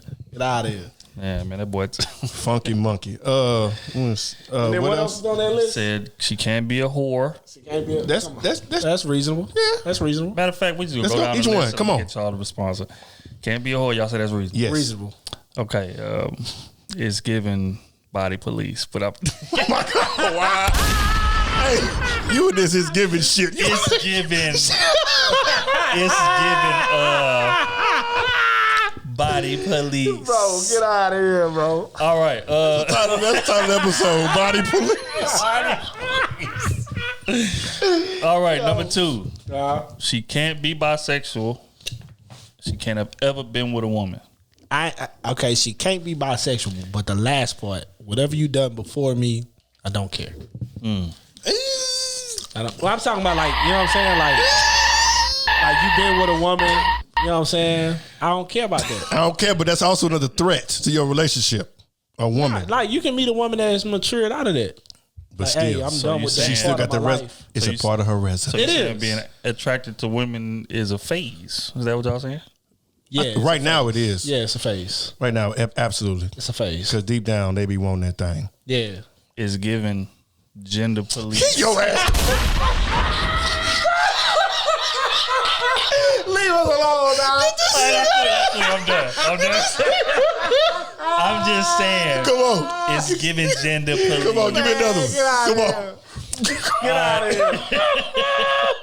Get out of here. She got to be a woman of God. I don't give a fuck about that. Fuck all that. Fuck all that. How dare they say that fuck Jesus and all that shit? Y'all got to get on the chorus. Wow.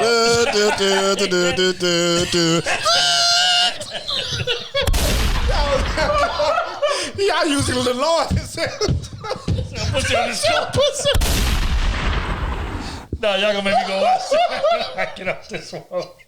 Oh, get your ass off this corner. That boy. Hey, so I don't care, right? I don't care about that. Oh, shit. So he reaching right there. He reaching. Friday after next for y'all that don't know. That is hilarious, dog. I've been watching that as soon as we get no kids. That's reasonable. That's reasonable. Unless you after 30, then you gotta. Yeah. Okay, not fat. I don't. Hey. Look at old face. Define. I ain't gotta look over there. It depends on what he calling. You know what I'm saying? Like, because man, You got some dudes that's ridiculous. Yeah, They'll call some you dudes- fat and you 160, 5'8". Like, yeah, you know what I'm saying? Or they'll call you fat, and you know what I'm saying. You'll see a woman and she's 180, but the way her body lays, it lays right. Right. You know what I'm saying? It's not in the gut and all that type of stuff. It lays how it's supposed to lay on a woman. You know what I'm saying? So it depends on what he's calling fat. Yeah. We're not talking about no Humpty Dumpty. You know what I'm saying? No. Y'all boys are media trained. I gotta get that to y'all. She has to be pretty. Of course, got to be pretty to you. Pretty is relative. Yeah. Pretty is, yeah. Mm-hmm. Okay, she has to be hygienic. Everybody, man. Oh, Everybody you definitely got to have your hygiene together. That ain't reasonable. That's a necessity. How your hygiene ain't together? You want me to eat that poontang?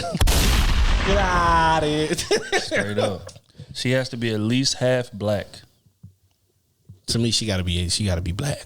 She gotta be black. That's preference, but for me, That's preference. preferably, yeah, I gotta have my woman like me. Gotta be. She can't be a club hopper. I don't give a fuck about that. No, not club hopper. Can you go out, enjoy yourself sometimes? Yeah, Yes. I don't Club give a fuck hopper sound like every weekend? No. Not every weekend. I don't. Not even every other weekend. You know No. what I'm saying? You going out, you know what I'm saying, twice a month, have your freedom. Cool. Do what you want to do. Do what the fuck you want to do, man. Oh, but it sounds like it's giving It's giving dictatorship. location police. It's giving I need that. Share your location, baby. parole, jail warden vibes. That's what it's giving. Oh shit. He said no tattoos. Man, get out of here. Get out of here. You reaching. It just can't be outrageous. Define outrageous. Can't have 3 teardrops on your. Yeah. Hey, if you got the I done caught the body tattoos, I ain't even approaching you. Yeah. It's a whole murderer. God. She got the 21 Savage cross on the head or something. Yeah, man, Nothing like crazy. I'm cool. What yeah. about? Oh, never mind. I'm about to say piercing, but he didn't put that. Go ahead. Yeah, you didn't put that. Doesn't smoke. You already answered that one. Under 30. She has to be under 30. Yeah, stupid ass. I reach you. That boy Respect reaches the too. gadget here. Boy, Yeah, that is. he done traveled a couple times. Yeah. Turn on. Gotta be under 30. He just trying to get some young meat. He about to lose the game playing around. He wants a young tender. That's what it is. I agree. But All right. but no, she ain't. No. These I'm are- gonna tell y'all what this giving me at the end of this. But hold on. Uh-oh. I will say it's of slight importance depending on the age, because as we know, as women get older, it is a little more difficult. So let's say he ain't got no kids, and she 35. They meet. They want to start a family. He may want 3. That's not saying it's impossible, but that might be hard on her body. True. So That's true. it's somewhat of an, so if it's that angle, I get, because you want to have kids. Big cow. I'll say this. Oh, You want to have kids, man. just a question though. When you was at PV, was you studying law? Nah, but I watched a lot of CSI. Oh, Lord. And a lot of me and all that. I'm just saying, man. You might need to take it up while you defending that bullshit. But we're gonna move on to the nice to haves. What? It'd be nice if she had a college degree. Okay, cool. It'd be nice. He didn't say she had to. Yeah, that's It cool. would be nice if she was a good cook. Okay, cool. That's a plus for me. That's cool. You better learn. You better be willing to learn. That's cool. That's I'm it. with that. You could be terrible, but be willing to learn. with that. Coachable. Got you. It would be nice if she was a gym regular. I don't give a fuck about that. You ain't gotta be regular. Just take care of yourself. Yeah, I don't give a fuck about that. It would be nice if she had an active father in her life. I don't give a fuck about that. I like how you go back and forth. Why you don't answer none of these hoes? But This ain't for me, man. yeah, it is. I'm the moderator. That's not one question yet. I think it's in. No, it is kind of icing on the cake. I will say it's in that perspective. He's saying like as a plus. You know why? I think it is somewhat of ice on the cake. You know why I don't care about that? Why is that? Because when she falls under my leadership, I don't give a damn what your daddy, your grandfather, your uncles have to say. I'm gonna lead it my way, Which it should be. and obviously you believe in my leadership. But she got to see what a leadership looked like. All that when you become a grown person, see that's the problem. We don't take accountability.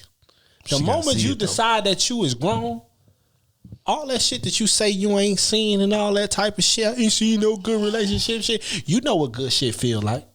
You know what right and wrong feel like, look like, be like. You know what this shit look like. When you in the moment, when you got feelings involved, it Man, can get you know- shaky. You know what this shit feel like. It can feel a certain way, but it be wrong. I knew leaving my mama household, I knew I would never go back.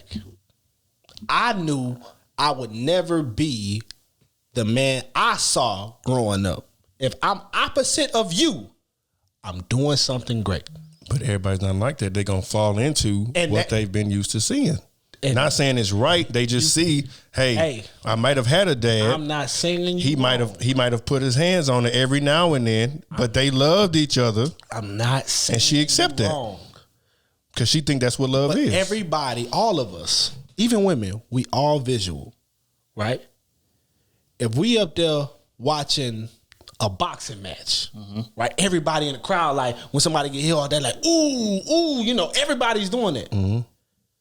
But let's take that sight away and let's put somebody getting pistol whipped. People's not gonna look at that. You know that's wrong. You get what I'm saying? You're gonna cringe at that. You're gonna cringe at that. So in with them two things, you know one thing is right, one thing is wrong. So you apply that to your life.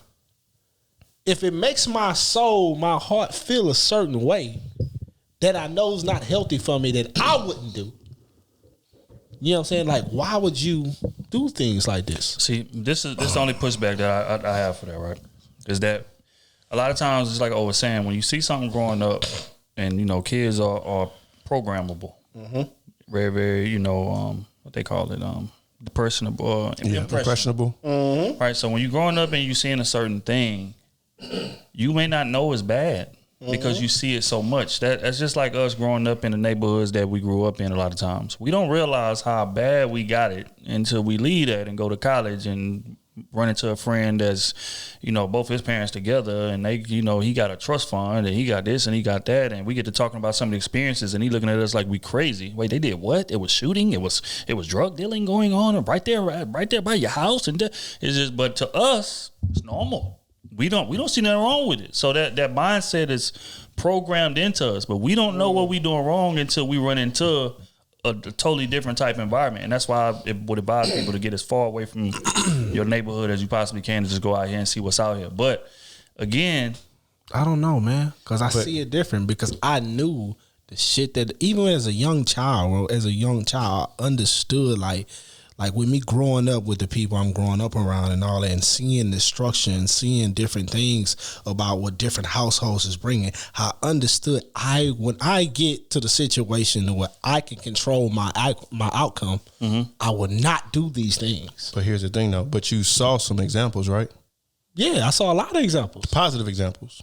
That's what I'm saying. What you wanted. And so some people don't get those positive examples. So I seen some positive examples, right? But I also seen the chinks in the armor. You get what I'm saying? Yeah. Because when you're around so much, you really, really get to see inside it. Now, if you just somebody, like if you just a friend, you just going to pick your friend up and you leaving. All you, in a sense, all you seeing is a good relationship. Mm-hmm. But if you're around, you know what I'm saying, something is going to happen to where you start seeing the chinks in the armor. So for me, I was just seeing these type of things. You get what I'm saying? So I'm like, all right, I can use this, but I won't use that. I can use this and I won't use that. But everything, like as far as like the hood shit in me, you get what I'm saying? I knew all of that was wrong. I knew I didn't want to take penitentiary chances. I mean, it's my situations. You get what I'm saying? But I knew in them times, all that shit was wrong. I knew in my heart, my soul, like, I'm bigger than this. But see, I don't know how yet, but I'm bigger than this. Look, you saying what you right though, but some people can't compartmentalize that. They can't separate these, few instances when it really is big. That's why I don't judge it. That's why I don't judge kids when they make the mistake. When you're making the mistakes as a kid, I will never judge you. You a child. But the moment you deem yourself jumping off that porch and you grown out here, you making your decisions and got to stand on your 2 feet, you know what time it is. You know what's going to put you in that jail cell. You know what I'm saying? You know, goddamn me, if you goddamn beating on this woman and her family going to come through and stump your head out, you knew that. You knew all that. But you chose against it anyway. But see, look though, I'm gonna break it down to even different aspect in terms of something that's less vulgar, right? Just in terms of mindset. Mm-hmm. Growing up in the type of environment we grew up in, we are programmed to be standoffish. We are programmed to be the hardest nigga in the room, the toughest nigga in the room. We are programmed to not be friendly. It's looked down on when we doing those things. We are programmed to snipe women, which we always get to talking about. But let me say that for another part of the conversation. A lot of men that's in our environments are taught to be standoffish. We taught to be cold. We taught to be tough. We taught to be loyal to our small circle, and we just gonna do that, and that's just what it is. And what that does is that cuts us at the knees, because again, it takes for you to leave that environment to realize, well, damn, that's gonna work to my detriment. In reality, how you grow in this world is networking and meeting people and branching out and getting into new circles and just different environments, and that's what's gonna progress me to the next level. But growing up, all my life I'd have been programmed to be standoffish and to be, you don't want to be too friendly. You don't want to come off as you like you vulnerable or somebody gonna take advantage of you and stuff like that. So again, that's an example on one end in which programming can mess you up, which is why it's important. But on the other end, just in how men are raised to be, right, in terms of what gets you women when you're younger. Toxicity. It does. We done said it many times on this podcast. The man that's sniping the most women, the man that's finessing and doing this situation, like that's what we praise. That's what we deem to be successful in terms of, success with the other gender. Mm-hmm. But all those attributes work to your detriment when you get in a relationship. So if the man is programmed, and that's why it's so hard for dudes to be successful in relationships, because it's like we got to flip a switch and go against everything that we done been programmed to do. He may know what's right, just like you saying, know what's right, know what's wrong. But I'm programmed to do this. It's just like somebody that's in the military. If I'm trained to kill in this situation, when the situation arises, my instincts are gonna go to kill. Not conflict resolution, not to die down, whatever the case may be, but because I'm programmed. And I just say that that's important because when you get in a relationship with somebody, those type of things, like you can end up dealing with repercussions of their programming from a young age. So that's why, the parenthood, how somebody grew up, all that shit is very, very important, because most people don't even take the time to go get that shit sorted out like you're supposed to do when you're an adult. They just go into the new relationship, dump all that shit on the table and just say, hey man, I would be nice if you just work with me. If you just understand, it's what I come from. Just understand, be patient with me. Instead of them going to do that self-work. So again, knowing how somebody grew up is imperative, because if that shit just gets sprung on you and you might have did the self-work and you run into a motherfucker that didn't, you got to deal with consequences of them not doing it. Trust issues. That's all I'm saying. I hear trust you. issues. I hear you.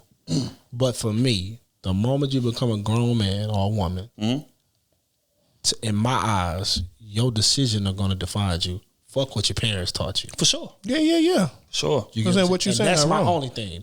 And you're right. People do be programmed to do certain things and all that type of shit there. But when are you gonna break the mold? That's another thing too. When are you gonna be the Everybody first? on different times. Some people gonna wake up at 21. Some people not wake up till they 35. Some people don't wake up at all. Most people don't wake up at all. So that's real. You know what I'm saying? But and again, that's why I ain't even speaking from that person's perspective. I'm speaking of the person that got to be there while they trying to change and deal with all the bullshit that's gonna come with it, because it's gonna come with it. So if I'm that person, I would want to know how you grew up, because I need to know. Okay, is this shit gonna be too much for me? Do I need to brace for? Like, what do I need to look for in this type of situation? So if you don't got that information, you just gonna get smacked in the face with that bullshit. Yeah.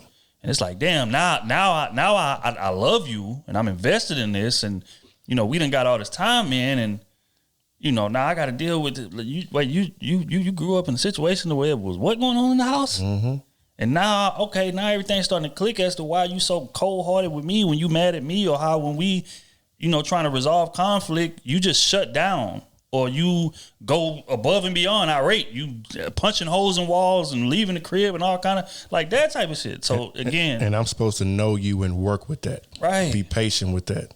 Especially if I didn't grow up under those programming circumstances. And if it was me, I'm out. I'm gone. That's real. That's real. Immediately. That's real. Bro. The moment you show that something that you don't have under control, right? You could be dealing with anything.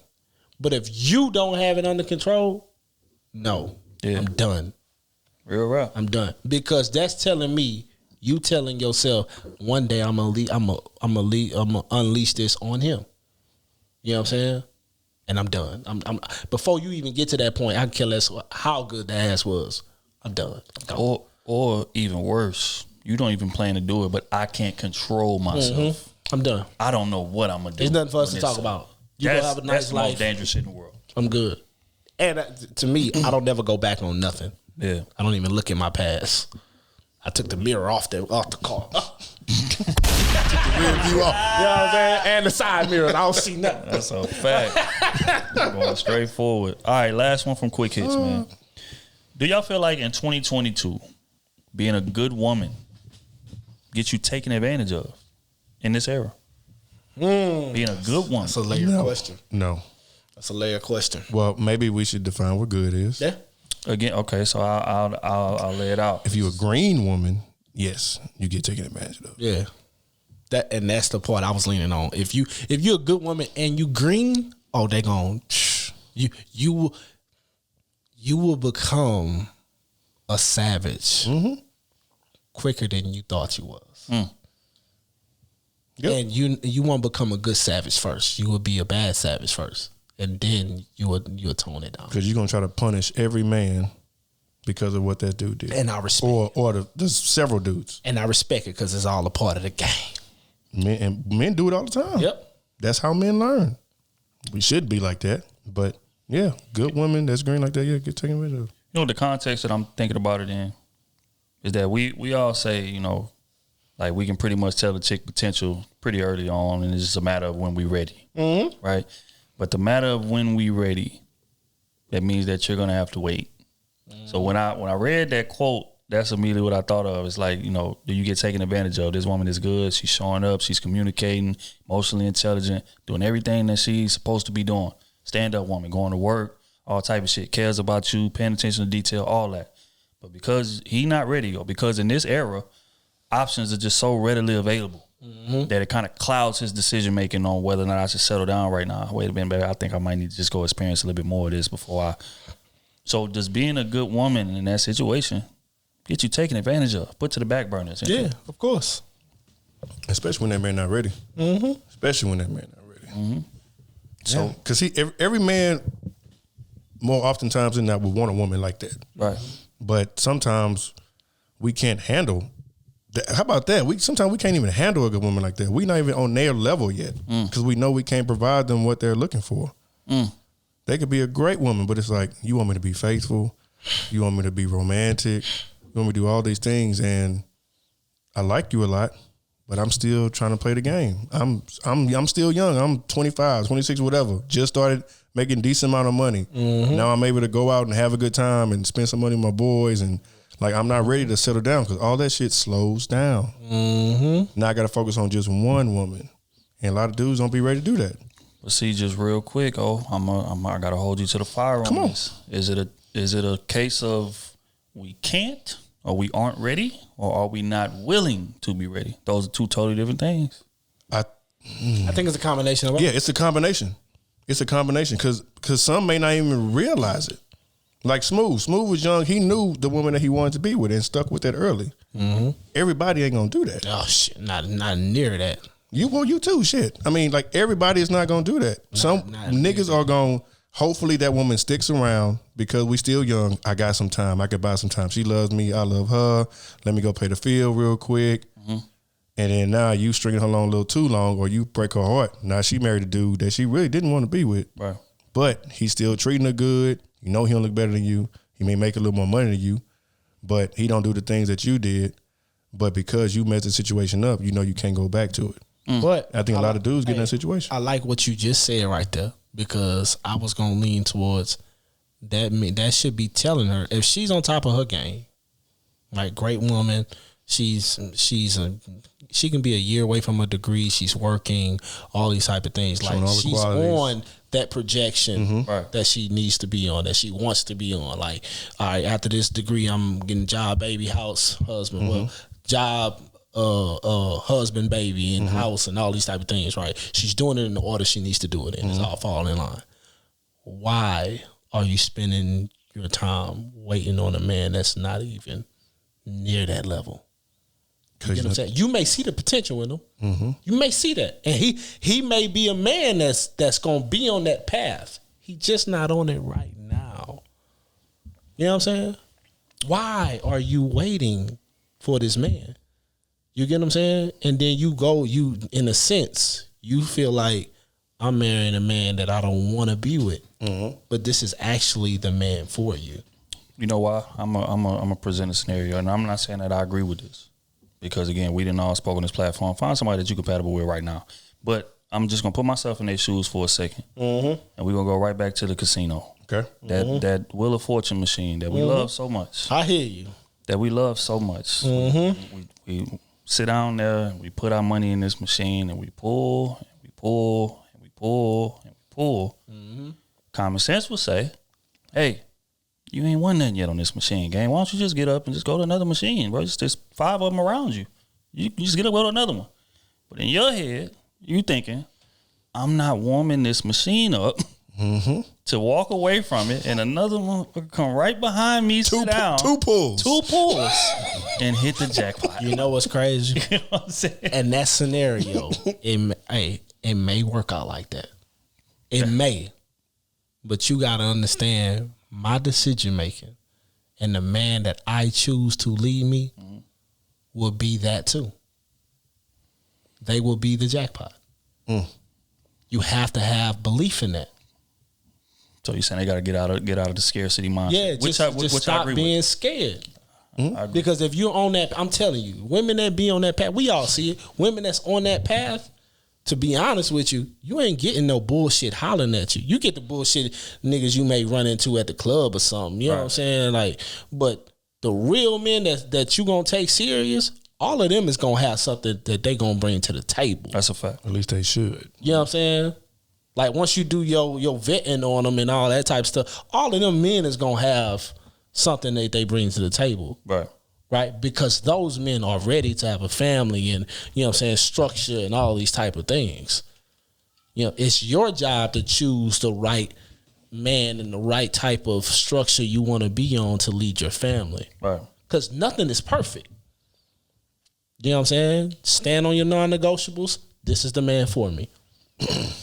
And that's what I would tell them. You know, but you got to believe that I'm going to hit the jackpot with the next man regardless. If you here or not. Here's a question. Especially if they've built themselves for that type of person. What type of message does that send to women? In terms of, okay, I can be everything this man is asking me to be, and he still not want me. But the same man will get online and say, "It ain't no good women out. Man, these women ain't worth nothing out here, bro. It's just trash out here. Ain't nothing out here." Meanwhile, he done looked over this woman because he was trying to go out here and be a hoe. It's just called space. That's what it is. We can sit there and say wasn't ready, all that shit, but we know why it is. I'm on these hoes right now. I done got newfound availability. I'm trying to explore. Yeah. It's called space. Yeah. So how can the same man go on there and say, "Oh man, these hoes ain't about nothing, man. This chick did me like this chick did me like that." But you had you a solid one. What type of message does it send to that solid one? If being everything that you need me to be is not enough. But that's just him.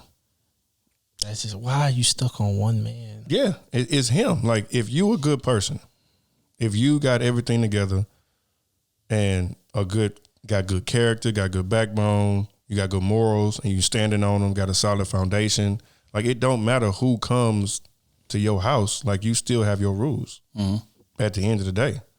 So, I mean, yeah, you gonna get some heartbreak here and there, but you learn from that. Then you realize, okay, now I can spot this bullshit next time. Right. Or now I'm gonna take my time. I'm not gonna jump into a relationship, after the first month. I'm gonna take 5, 6 maybe. You know what I'm saying? I'm really gonna take my time and be careful, ask the right questions, ask their history, get the background. Do they have, were they raised by themselves, parents, grandparents, whoever? Like, you're able to get more detail and knowledge about them before you can get serious. Right. But sometimes you're going to have to take L's. You're going to have to bump your head. Yeah, but I think that's the only way to learn. Ready for that type of commitment. I think the first question she need to ask is, where are you in this dating space? Right. That need to be the number one question. Where are you? And then hold them to that. I'm on these hoes. If he say that, you need to leave. Most of them ain't gonna say that, and that right there is the problem. That's the problem. They're gonna say I'm dating. They're gonna say I'm dating. They're gonna say I'm on these hoes, but they're gonna say I'm dating. If he keep it a stack and say I'm dating, anything along that line, keep it pushing. But see, they gonna say again, we are men. We know how this. That's true. Mm-hmm. That's true. I'm That's gonna say it, leaving a bit of hope. I'm gonna say it in a way that leaves a little bit of hope for us in it. But that's the truth, though. That is the truth. It may be the truth. But for her, what she's looking for, that's not gonna work, right? You just used this example earlier. That's true. But y'all both had people y'all was entertaining. Yeah. And y'all put each other first because y'all had the better connection. Everybody else slowly dropped off. That's just how it goes. That's true. How often is not that often where I'm gonna be super single and only date one person? Okay, but look, right?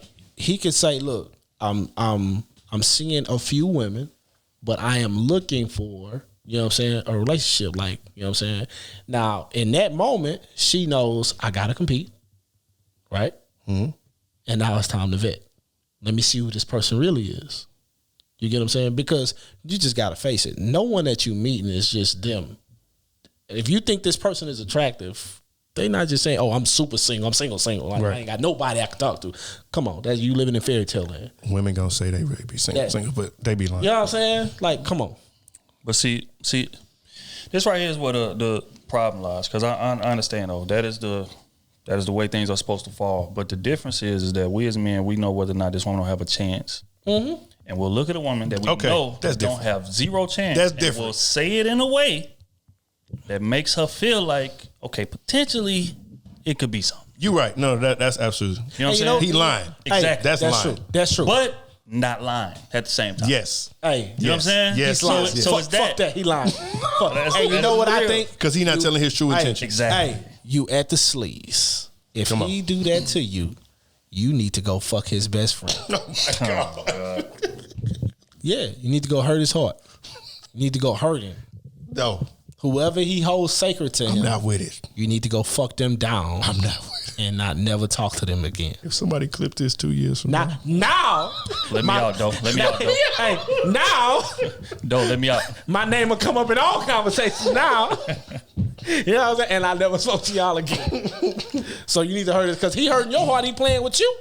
You need to hit him where it hurt too.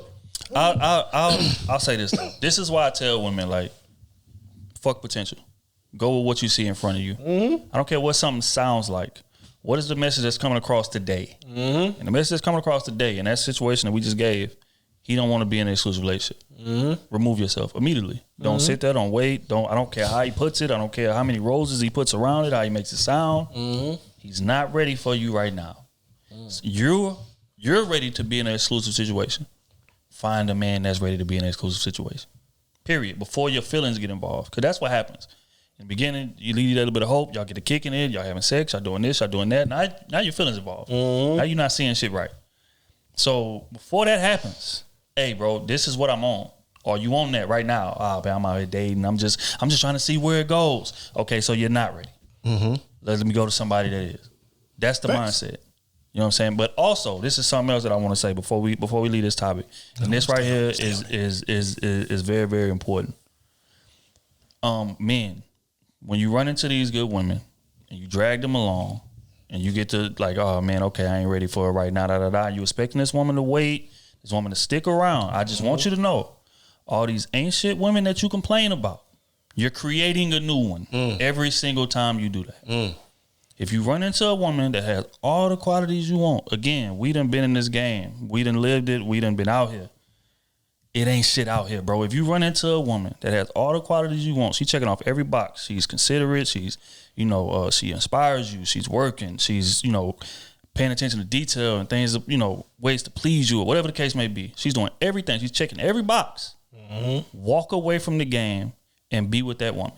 Because the more you string her along, the more you turn her into one of these chicks that you complain about every day on social media. That's just real shit. And the more you goddamn amp up her insecurities. Right. Because you can lead a game, bro. You can lead a game and be like, look, I'm good now. I'm dedicated to the game. The insecurities that you was tiddling with, they're going to be there for a good while. Yep. And you have nobody to blame but yourself. That's just real. And on top of that, real dudes got to suffer for what you did, because after you break her heart and she leaves you, she's going to turn into the savage that they was just talking about. Yep. So now she run into a dude who's actually ready, ready to be with her, ready to be that, but she has a distrust in her head because of you stringing her along, knowing that she was solid, knowing that she would make a good girl or whatever the case may be, and you not telling her, hey, I don't want to be with you. Yeah. And just allowing her that option, just go ahead and do your thing. Be with somebody that's more on your same page. But you didn't do that. You drug her along and all of that. Now the next dude got to suffer because you did what you did. So again, all these women that you out here creating about, all these women you out here complaining about, you play a role in creating every time you do that. That's true. All right, so I got the okay. If he said it like this, she asked him a question, what is he, dating life, whatever. And he says, I am actively dating, but I'm looking for a relationship. How would you feel about that? If a girl came up to you asking for advice? That's respect. You got to realize, off the rip, that's respectable. That ain't respectable when y'all been talking for a while. Right. Y'all been talking 2-3 months. That ain't respectable. A man knows if she got potential to be quickly the woman. You get what I'm saying? But off the rip initially, like y'all just, you know what I'm saying? Off the first 2 weeks. First 2 weeks y'all talking and you tell her that, that's all on the table. It's all game.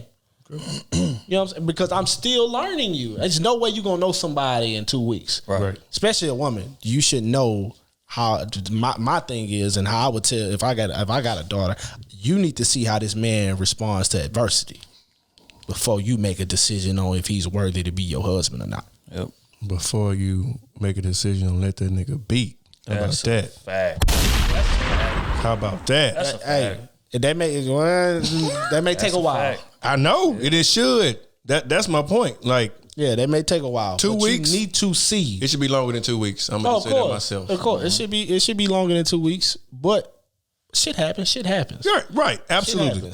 So in my opinion, I don't care about that. I don't care about the 2 weeks. But my thing is, if you're choosing a husband from a woman's stand, if I was a woman, if I am choosing a husband, the number one thing I need to see for real is how you respond when shit not going your way. Yeah. When shit is falling apart, how do you respond? Because when we get into this thing, everything is not going to be up. Right. Shit is going, because all this shit going to be new to us. Timing, kids is going, you know what I'm saying? But how you respond to adversity, it's going to be who you are forever. Tell me everything I need to know. You know what I'm saying? It's going to tell me who you going to be. You get what I'm saying? So if you start talking to me crazy, you know what I'm saying? Or you go hide in the corner, you go asking your parents for things, you're not ready to be no leader. Right. You know what I'm saying? No, get out of here. That's what I would do if I was a woman. Yeah. You know what I'm saying? Because I need to see that. You know what I'm saying? And if I had a daughter, I would tell her, that's what you need to see. All that money shit and all him getting some bread and all that shit there, all that shit fine and dandy. But you got to realize his lifestyle, your lifestyle is going to match that money. So if something happens, what is he going to do? What is he going to do? Because you either gonna fall or you gonna rise. It ain't no stand in the middle. It's never stand in the middle. And if you do stay in the middle, that's a problem too. That's a problem. Yeah, that's a problem too. So that's what you need to see. Because you got to realize you're picking a husband to one day guide kids, y'all kids. That's the thing. Yeah. Yes. Yep. That's the thing. You know what I'm saying? And I understand we have the choice on getting engaged to you and marrying you for real. Like we have to ignite that in a sense, right? But you have the option to say yes or no. You have the option to walk away before that. All these type of things. You got the option for sex, which all that. We ain't even getting to that point that you're talking about without that. So You know that's why you need to be doing your investigation. So you really need to see how men respond to adversity, and that's gonna tell you who they are. That's gonna tell you where they backbone at and where they stand with their 2 feet, their morals, everything. It's gonna tell you exactly who this person is. Yeah, real rap. On that note, man, we getting in the advice column.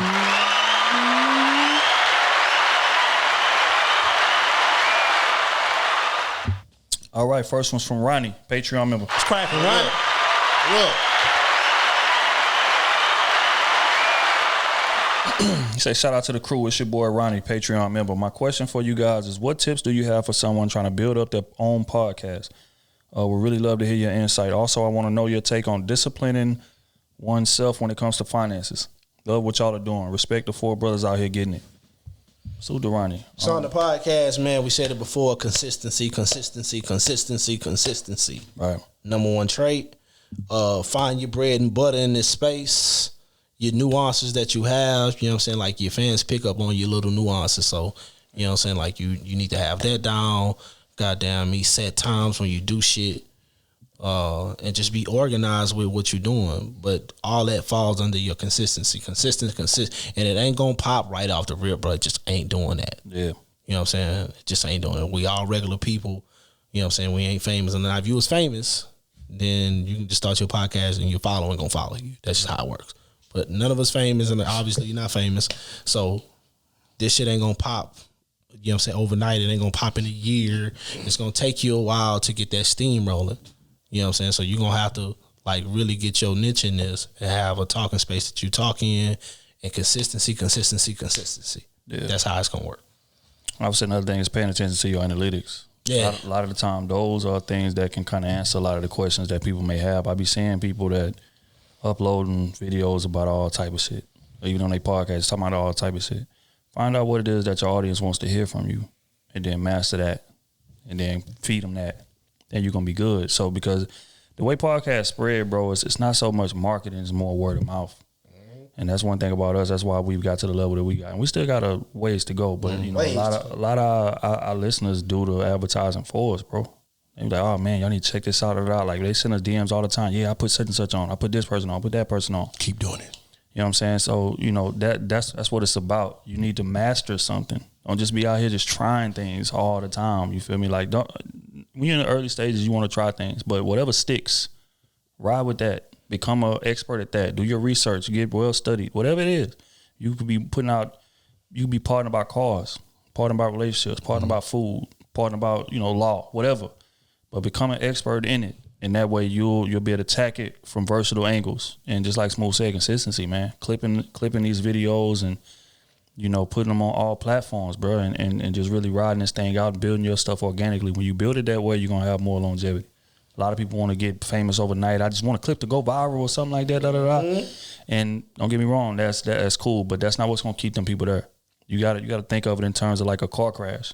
When a car crashes, everybody's stopping and they slowing down and they coming to check it out. But once they clean that car up, it's back to regularly scheduled programming. So I say that to say this: if you have a clip that go viral, especially if it's over some drama or some bullshit like that, and you're gonna see a spike in numbers, sure. But once you stop talking about it, that traffic is going to fly by as it does during normal regular hours. Then people are going to leave because they came there to see the car crash. So build it organically. Be an expert in what you putting out, or become an expert in what you putting out, and study them analytics. And you're going to be all right. Thanks. everything that they said and what makes you different from everybody else. Because you got a lot of relationship podcasts, you got a lot of, food stuff, whatever, rap, all this stuff. Thanks. It's similar to like bread. You got a bunch of bread on the aisle, but everybody had their own certain bread. Everybody got their own certain water that they like. Tons of different water labels. Yeah. But everybody got their own water that they like particularly. So same concept, man. Is a podcast is gonna be similar to a lot of people's. What's gonna separate you?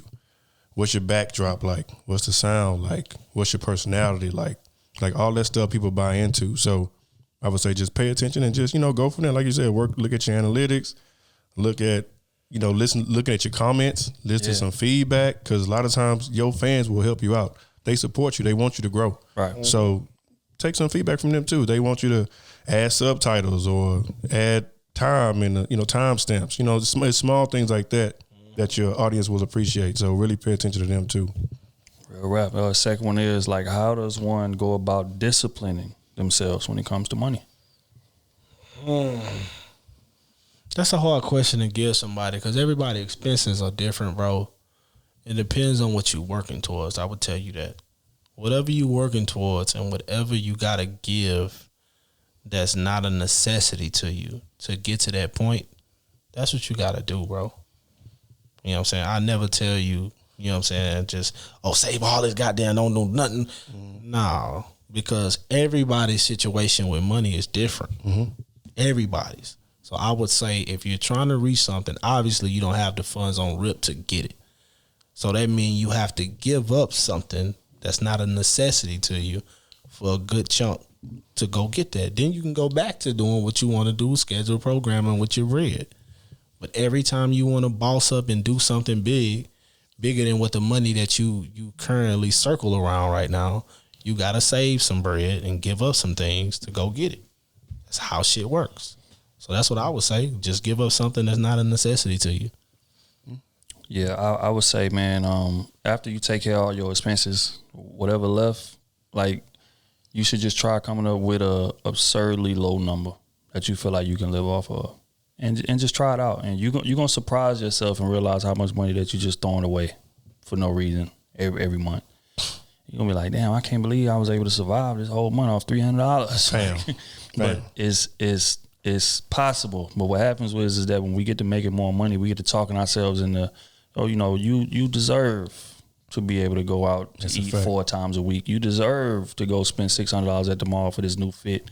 You deserve, even though my car is paid off, I just feel like I deserve another. I just got a promotion at the job. I'm just going to buy another one.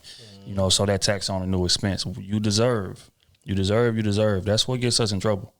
Instead of living off, okay, what actually makes sense? Me cooking more often so I can pocket an extra $600 that I'm spending because I'm eating out and I'm door dashing every goddamn day, or going the opposite way, being in debt and constantly complaining, making $100,000 a year and still living check to check.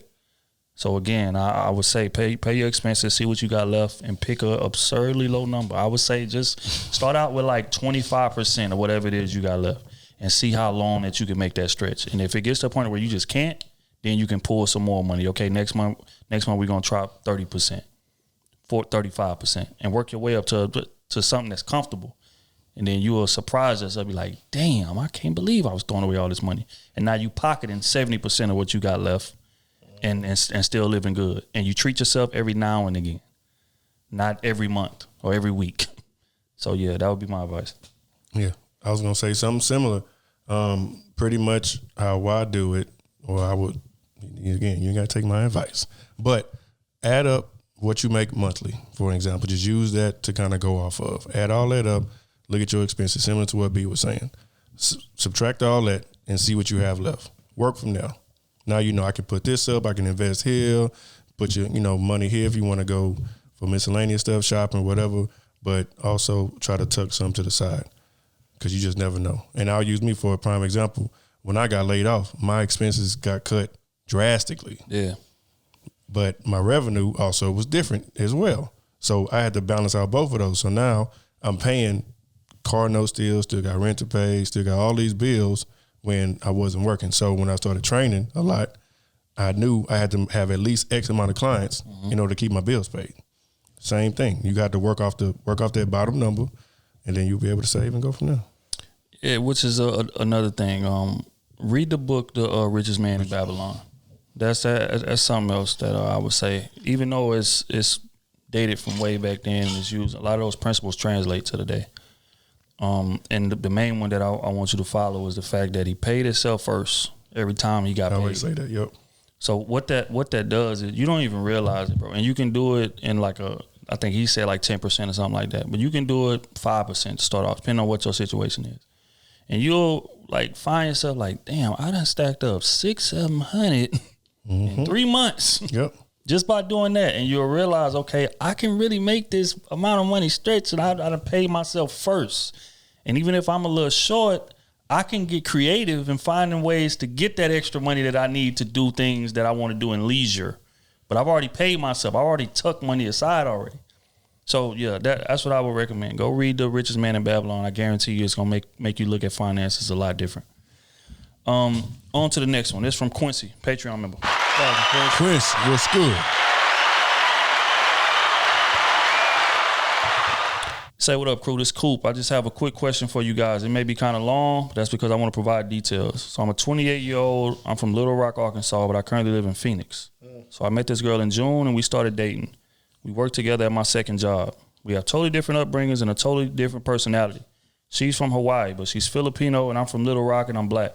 We broke up February 12th, and she hasn't been willing to talk to me because she's hurt that she put so much into me in a relationship, and I couldn't handle my small part that I was given. I'd accuse her, I'd be insecure for no reason, and I'd always say stupid shit in text or lash out when she wanted to just come to an understanding so we could grow. I was stubborn. For example, we'd have a disagreement, and at the time, she wouldn't want to face it. She'd want to wait hours, then come to it. At the time, I didn't understand that tactic, but I've been in therapy for 2 months, and now I understand why. So once she'd be ready to talk, she'd say what's wrong and express herself. And one time I said, cool, don't text my phone no more, which was a bitch move on my part. And the last straw was 2 days before Valentine's Day. We had a mild disagreement, and I said, quote unquote, you can bring my key and get your pillow. Another bitch move on my part, considering that I love her. That was the last straw for her. Granted, this girl has been there for me in every way possible. When I was going through health problems, I had to move because my friends and roommates finessed me out of $12,000. But overall, she's been by my side through a lot in these 8 months. Also, when the breakup happened, I would call and text constantly begging, and it made me look weak and desperate. It also made me look like I couldn't control my emotions. And that's part of the reason she left me to begin with. It took about a month for me to accept the breakup and stop chasing. I'm not broke. I make $75,000 a year. I have my own place, my own crib. I'm a nice looking guy, but I guess all of the hurt I faced with my family and friends really made me not trust anyone. It made me insecure and afraid to be vulnerable.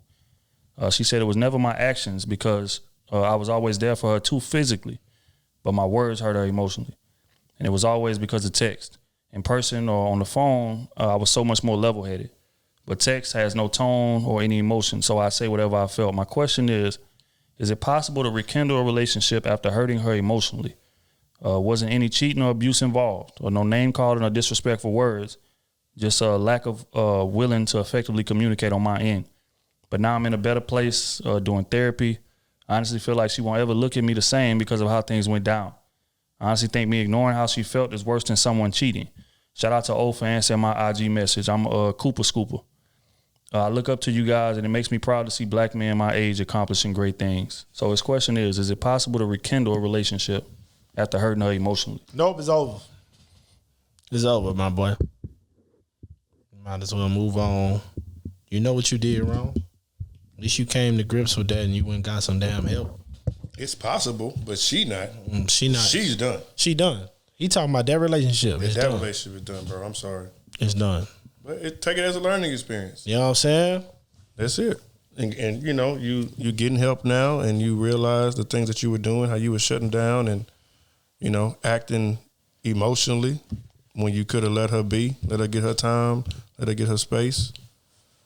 You couldn't control yourself. We just was talking about this earlier. Mm-hmm. You couldn't control yourself. You know what I'm saying? That's going to leak out on shit. And for good people, they'll walk away before they let you destroy them too. Mm-hmm. Facts. And you see, that was only 8 months. You get what I'm saying? So she got out in good enough time. So, yeah, just use that as a learning experience, bro. At least you got your shit together now. I hope you keep it together. Right. You get what I'm saying? And you recognize a lot of that shit you was doing was some hoe ass shit. You said it yourself. Step in the right direction. You know, that's acknowledgement. Yeah, that's the first thing. That's growing up right there. Yeah. You know what I'm saying? That's really a leadership type shit. I'm stepping into it. That's real. You just gotta stay on it. You get what I'm saying? So that relationship done, dog. Just make sure when you get your next woman, bro, like you understand, like these women, bro, like they emotions are that's like holy ground for them. Yeah. Yeah, and for us, that's like whatever. But you gotta understand, like you are not that person. You are not your woman. The woman is gonna respond totally different. She is gonna want you to respond differently than what you have been responding to in every other situation in your life. Even what you're going to respond, how you're gonna respond in every other situation in your life. You know what I'm saying? Your woman wants to see what's in you. You get what I'm saying? So keep that shit in check, bro. Get your goddamn. I hope you still seeing your therapist a little bit. You might need a little bit more. You get what I'm saying? But when you get your next woman, bro, just understand where you made your mistakes and don't make them again. And we talk about words of affirmation and things like that. Like, well, that's a love language. Yeah. Yeah, you saying all the right things in person, but when you texting me, you're a totally different person. Dr. Jekyll and Mr. Hyde. Like, that's what you are. Like, and a lot of women, that's uncertainty. You can causing confusion. You're not creating a safe space. She seems like she got her head on straight. Seems like she level headed and it was like, I can't do this no more. And I don't blame her. Nobody want to be in a relationship like that where y'all having a disagreement and then you tell me, come get my key and my pillow. I'm gonna come get my key and my pillow and I'm gone. All right. I'm gonna do exactly what you said. Here your key. I'm gone. I'm out. So yeah, she did what she was supposed to do. So bro, you just gotta. Everybody has to learn. Everybody got to take some L's. Everybody got to bump their head. You know what I'm saying? So you just got to use this example and just understand the qualities that she have. You want a woman like that. You know, it may come in a different package, but you know, now you're gonna have to play that slot machine again. Yeah, that's just what it is, bro. That's the thing. And as I'm reading it, I'm just thinking about my own situation, and I'm like, that shit hurt. It so do. Bad. I know exactly how that feels. When you fit in my case, I felt like I lost her forever.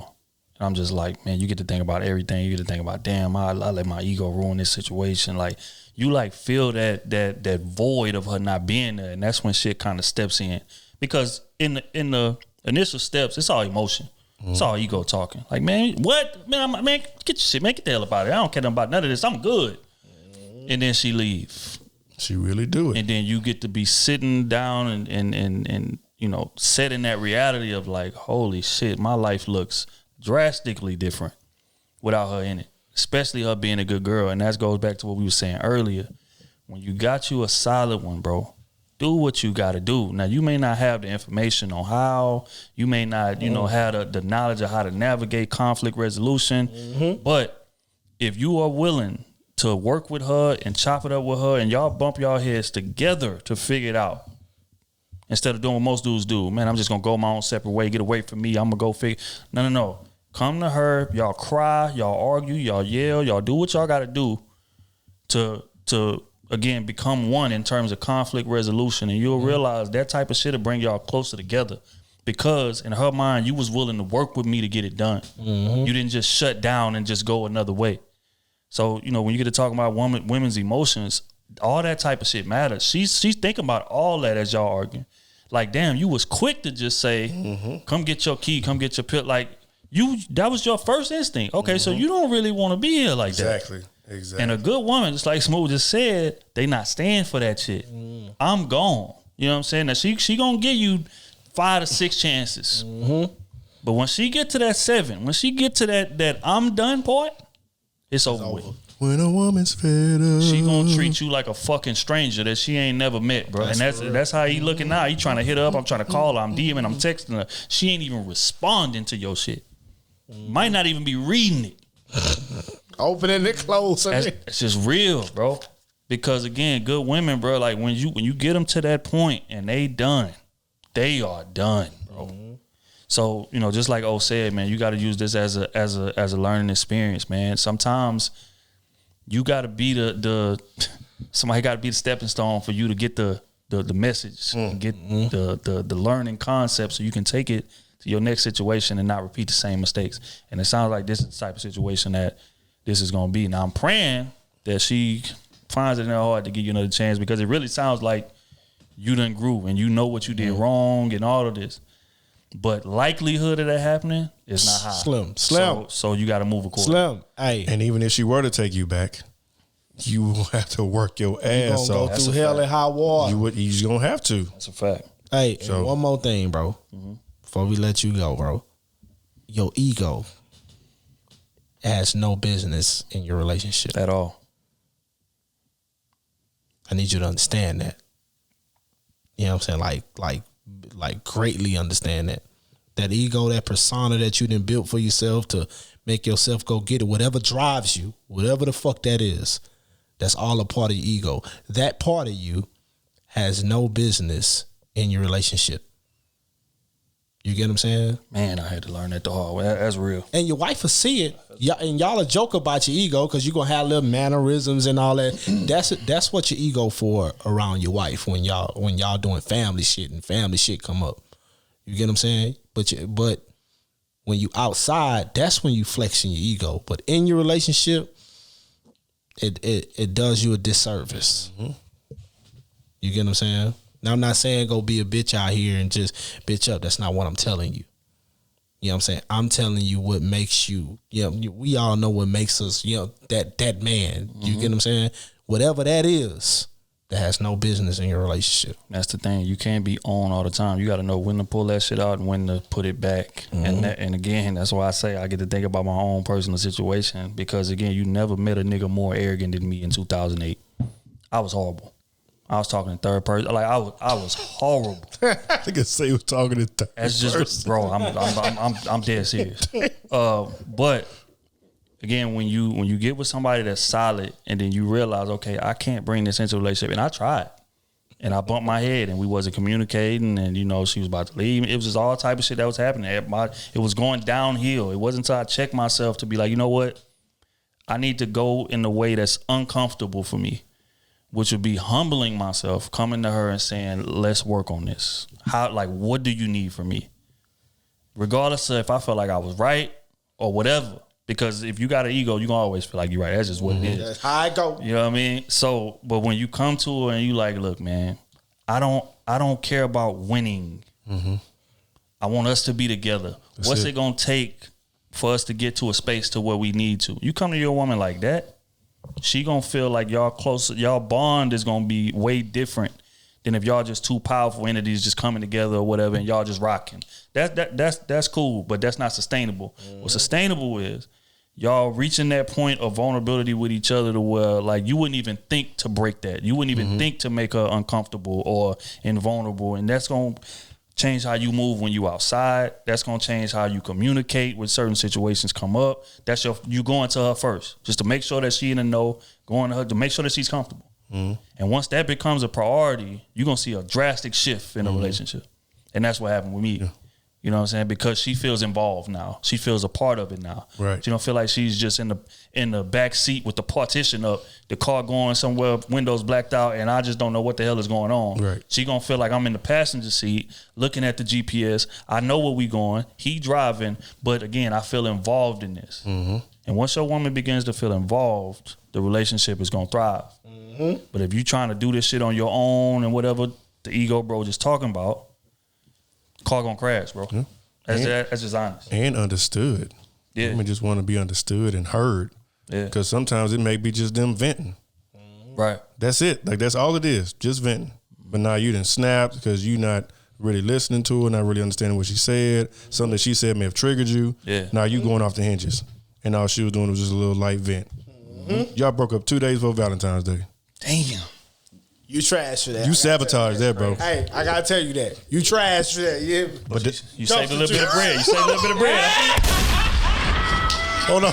But it's messed up. But that was a sleazeball move. I see what you was doing. That was a sleazeball move. Hold on. But you trash for that. Could it have been a sleazeball move on her part too? Because she was like, you know what? Perfect timing. I'm out. I'm glad you did that. I'm out. That's great. I ain't think about it like that. So who broke up with who? We need context. Yeah, we need a little more context. But, you know, the overarching theme, bro, is that it sounds like you're going in the right direction mentally. Just don't repeat that mistake, bro. You got you a good woman, man. Take care of that, bro. They hard to come by. I promise you. I tell you that.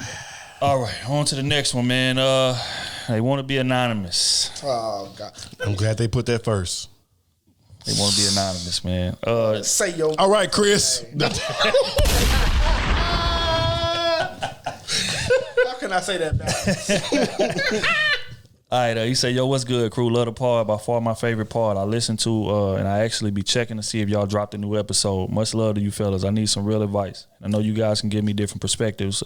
Plus, I don't have anyone else I feel like I could talk to about the situation. So, me and my girl just recently had our first child. Beautiful baby boy, and I love him to death. I'll do anything for him and my girl. Me and her have been together for about 5 going on 6 years. I was 19. She had just turned 21. She asked me for a child since I was about 21 or 22, and I always told her I wasn't ready at the time. I'm 24 now, and I felt like I was ready, so we had him. But no lie, this shit is tough. And now I'm hesitant on having another one, and my girl has a huge issue with this after I vocalized it to her. We always talked about having a boy and a girl, big house, dream careers, etc., but I'm not sure about trying for a girl. I'm conflicted. It's tough because she's willing to break up with me because of it. And I didn't see that coming when she told that to me. Mind you, this is my best friend. I don't fuck with many people, so my circle is non-existent pretty much. So I had to ask y'all, am I tripping? And I know if it were her or that didn't want to have any more kids, she would have every right not to, and I would understand. But because I'm a guy, my reasons for not wanting any more aren't valid in her eyes. So am I tripping for not wanting to have any more kids after giving her one that she asked for? We talked about having 2 since the get-go, but I'm having second thoughts. And is she valid for wanting to leave me and break up a 2-parent household because of her own wants? Let me know. I know it's long, but I appreciate y'all reading it if you ever get to it. Much love. So what's his reason for not wanting another child? He done had his first one, and it's very difficult on him. In terms of like, you know, we got kids. You know the time and all the effort and all that shit involved in it, and it's just beginning to be a bit overwhelming. It could also be finances. Maybe so. That's another child they got to take care of, another mouth to feed. Yeah. He's 24 too, mind you. Just clarity. He's 24 years old. He didn't say no more kids, right? He just said not right now. He said he don't know if he want to have another one ever. Oh, he don't know. Ooh. And she wants to have another one. And they used to talk about having 2 on the come up. So he agreed to it on the come up. But now that I had the kid and the kid is here and I'm dealing with what comes with a kid, I don't know if I can do this again. I think that's the conversation that needs to be had, though. But the thing is, they done had it. She's not willing to budge on. But I don't know. Kid. But I'm wondering has it been just black and white like that, though. I would imagine if she's threatening to break up with him because of it, I would imagine that he done been at the point of like, look, this is what it is. So I don't know, man. Yeah, that's tough. What y'all think, man? Y'all want my real thoughts? Yep. I mean, raw thoughts. I think he's soft as fuck. That's what I think. That's what I think. You know what I'm saying? For real, you right there right now, right?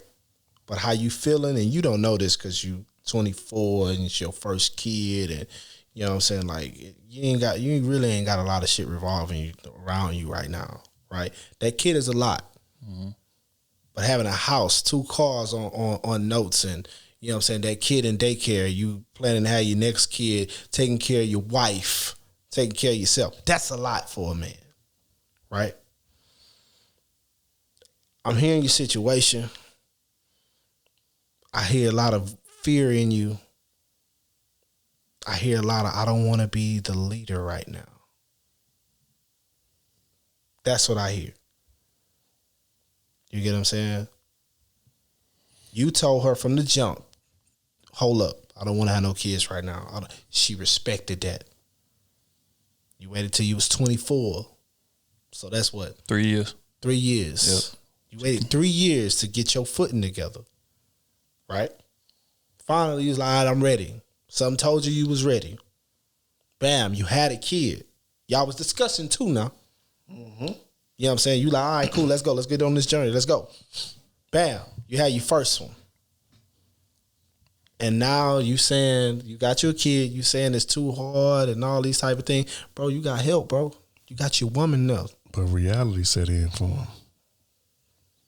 What's the reality? That the kid is here. The kid is here. And he sees how much work that it takes to raise that child. Keep working, boy. You heard our last episode. B say, boy, you gonna work hard now or later. Which one you gonna do? Because I guarantee you, if she leave you, she throwing your stupid ass on child support. I guarantee you that. Because you made a promise about something and you not holding up your end of the bargain. And that's the part. That's the part right there that I... Because that's again... why. And she will be spiteful over that. Anybody would. He caved. What I think is he never wanted to have kids to begin with. She wanted it. It was always her pushing it on him, but he loved her. He wanted to be with her. So it's like, I want kids. He say, you know what? All right, man, we can have them. Try it out. We can try that. So he folded on that. And when you fold and you make promises, you got to stand on what your promises are. So now you're going to risk your child growing up in a single parent household because you don't want to have one more. Now, don't get me wrong. Kids are expensive. I'm the first one to tell you. I understand it. Right. But at the end of the day, you've already had one, and I promise you, the second time around is not going to be as hard as the first one, simply on experience alone. So if I'm you, and I love her that much, I would have the second kid. But having that second kid, though, would he have some type of resentment or anything? Knowing that he wasn't ready and didn't want to have it? No, because he said from the jump he wasn't ready. He didn't say, no, I don't want to have no kids. He said, I'm not ready right now. She gave him 3 years.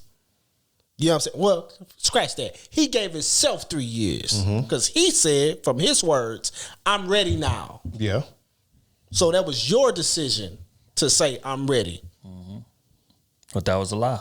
You know what I'm saying? That's my issue, is that you lied to her. You lied to your damn self. You never wanted none of this, to be honest. And when that situation came up, you should have stood firm on the fact, I don't want to have kids. From the jump, you should have said, nah, I'm cool. Exactly. Because you wasn't ready yet. You wasn't in space for that. And being in a relationship with her, I know over the years it kept coming up. Of course. It kept coming up. So you wasn't in it, so you folded. You should have left that woman. Right out the gate. But you should have left that woman. But we here now. We here. But he was 19 when he first got with her. He should have left her. So they've been together 5 years. They've been together 5 years. 5 years. You should have left her. You knew she didn't want no kids. She was older than you. She wanted kids right then and there and all that type. Bro, I know how it went. When we gonna have some kids. When we gonna have some kids. When we gonna have some kids. You finally folded and had some kids before you was ready. Now you see the pressures of being a dad and all, and now you hesitant. No, you shouldn't have been in that situation to begin with. Yep. But now since we here, it ain't no time to fold, baby. Especially because, again, you're not making decisions for you no more. Exactly. Your other child is already here now, and that's what you got to think about, because it's like, again, how you got here was wrong on your end. On your end, you're responsible for this. This is why we say, men, stand on your plan, stand on your non-negotiables. Don't get to bending to please her on shit that you really don't want to do. It's not because you did that, and now you done brought a life into this world that you are responsible for. Yep. So if you leave this situation because you don't want to have another kid, your kid that you already have is going to suffer for that. And you going to suffer. Your pocket's going to suffer. Just like Smooth was talking about. You get put on job. That's a fact. Bro, she is going to be spiteful towards you because you lied. Yeah. So, I mean, at the end of the day, bro, if I'm you and I love her this much and I love my child, I'm going to have this one more kid that I promised to have. Again, this ain't a situation where it got pushed on me. No, you could have easily back there and said, baby, I hear you, but I don't want kids. You agreed to it. Have your kids, take care of your family like a grown man. That's what I would say. And even if you feel you're not ready, bro, I done been in that space.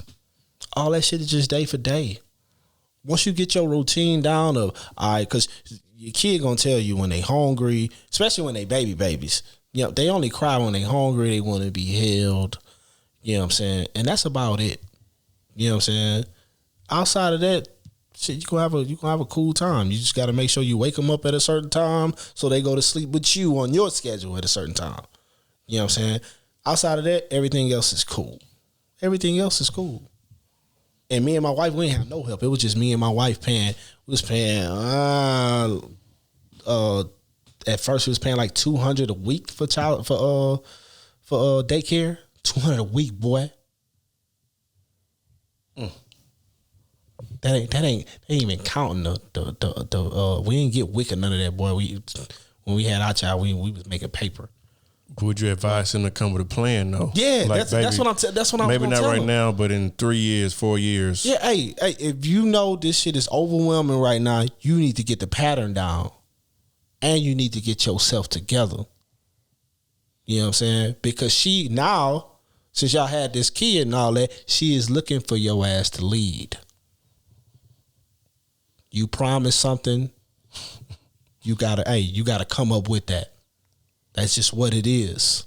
She say 4-5 years. I mean, he say 4-5 years. She said, I'm on the next year. Then what? No. All that's a negotiation. I'ma still give you 2. I'ma still give you 2. Hey, just you know not what I'm saying? Right now. By 4 years, let me get my shit together. Let me do this. Let me do that. Let me put us in a better situation. Like all that is understandable. But for you to say no, that was you lied from the jump. My only thing is it's still some type of uncertainty. But I guess you had to have check-ins at that point. Like as far as your relationship as a whole, are you making that progress? And you said you want a house. Are you getting to? How close are you to that house? You know what I'm saying? Because if you can't push her off for 4 more years or whatever. I'm using that as an example. With nothing. And then have nothing. Yeah. Right. Yeah, with nothing. If you gonna push her off. Because she really off, gonna put your ass a child support in. Hey, if you push this woman off to say something like, hey, I want to get myself together and all this type of things, and you do nothing. You just there, just going to work and, you know what I'm saying, taking care of your child, which is all fine and dandy, but you promise something greater. She is going to hold you to that. You get what I'm saying? So you got to think about these things, bro. You really got to think about these. You in the leader position now. This is what you chose. You may have not been ready for it, but this is the path you chose. You know what I'm saying? So my thing is stand up. Stand on your 10 toes. Yeah, this shit gonna be hard, bro. This shit gonna be hard, bro. Trust me. I'm in it. Me and him, we in it. Fact. You know, and we married to our women, got big houses. You know what I'm saying? I got real nice cars on notes. My boy just paid his off. God is good. You know what I'm saying? All the time. Like, good. And all the you know time. What I'm saying? You want to talk pressure? Do you want to talk pressure? I don't complain. I don't do none of that because this is what I wanted. This is what I asked for. This is what I told my wife I was going to provide. This is what I told my wife I was going to stand on. You get what I'm saying? So when I promise something, I always deliver. Even if it's to the detriment of me and I don't want to do it, if I promise that it's going to happen. And you promise something and it got to happen. It got to happen because she's going to look at you funny if you don't. Well said, man. On that note, wrap this thing on up, get up out of here, man. Boy, shout out y'all social medias and things of that nature. SMUV __. God damn, we really feel like the pod gods. Told y'all, man. So well _fitness, all platforms. I just want to shout out S5 Podcast, of course. Shout out our boy Dre and his twin, Dante. It was their birthday. Yeah, happy birthday. I had one more shout out too. The dude I ran into earlier on my way back, Cedric. Shout out to you, bro, for showing love. You know what I'm saying? He noticed me out. And, he said he rocked with the pod heavy. Slug. We didn't help him change a lot, he said. And he said he went back to school because, so shout out, bro. We really appreciate that love, man. It's dope, man. It's dope. Shout out to bro. Detroit AC, everywhere. Y'all know where to find me at. Krew Season. All platforms, TikTok, Instagram, all streaming platforms, Twitter, YouTube. Make sure y'all subscribe and like and comment like y'all always do. Keep showing us love. The brand is building, man. And y'all are responsible for it. It was fun doing that collab podcast. We definitely going to do a little bit more. Shout out to Whole Bag. More content coming. More content coming, man. We appreciate it. All the love we've been getting, bro.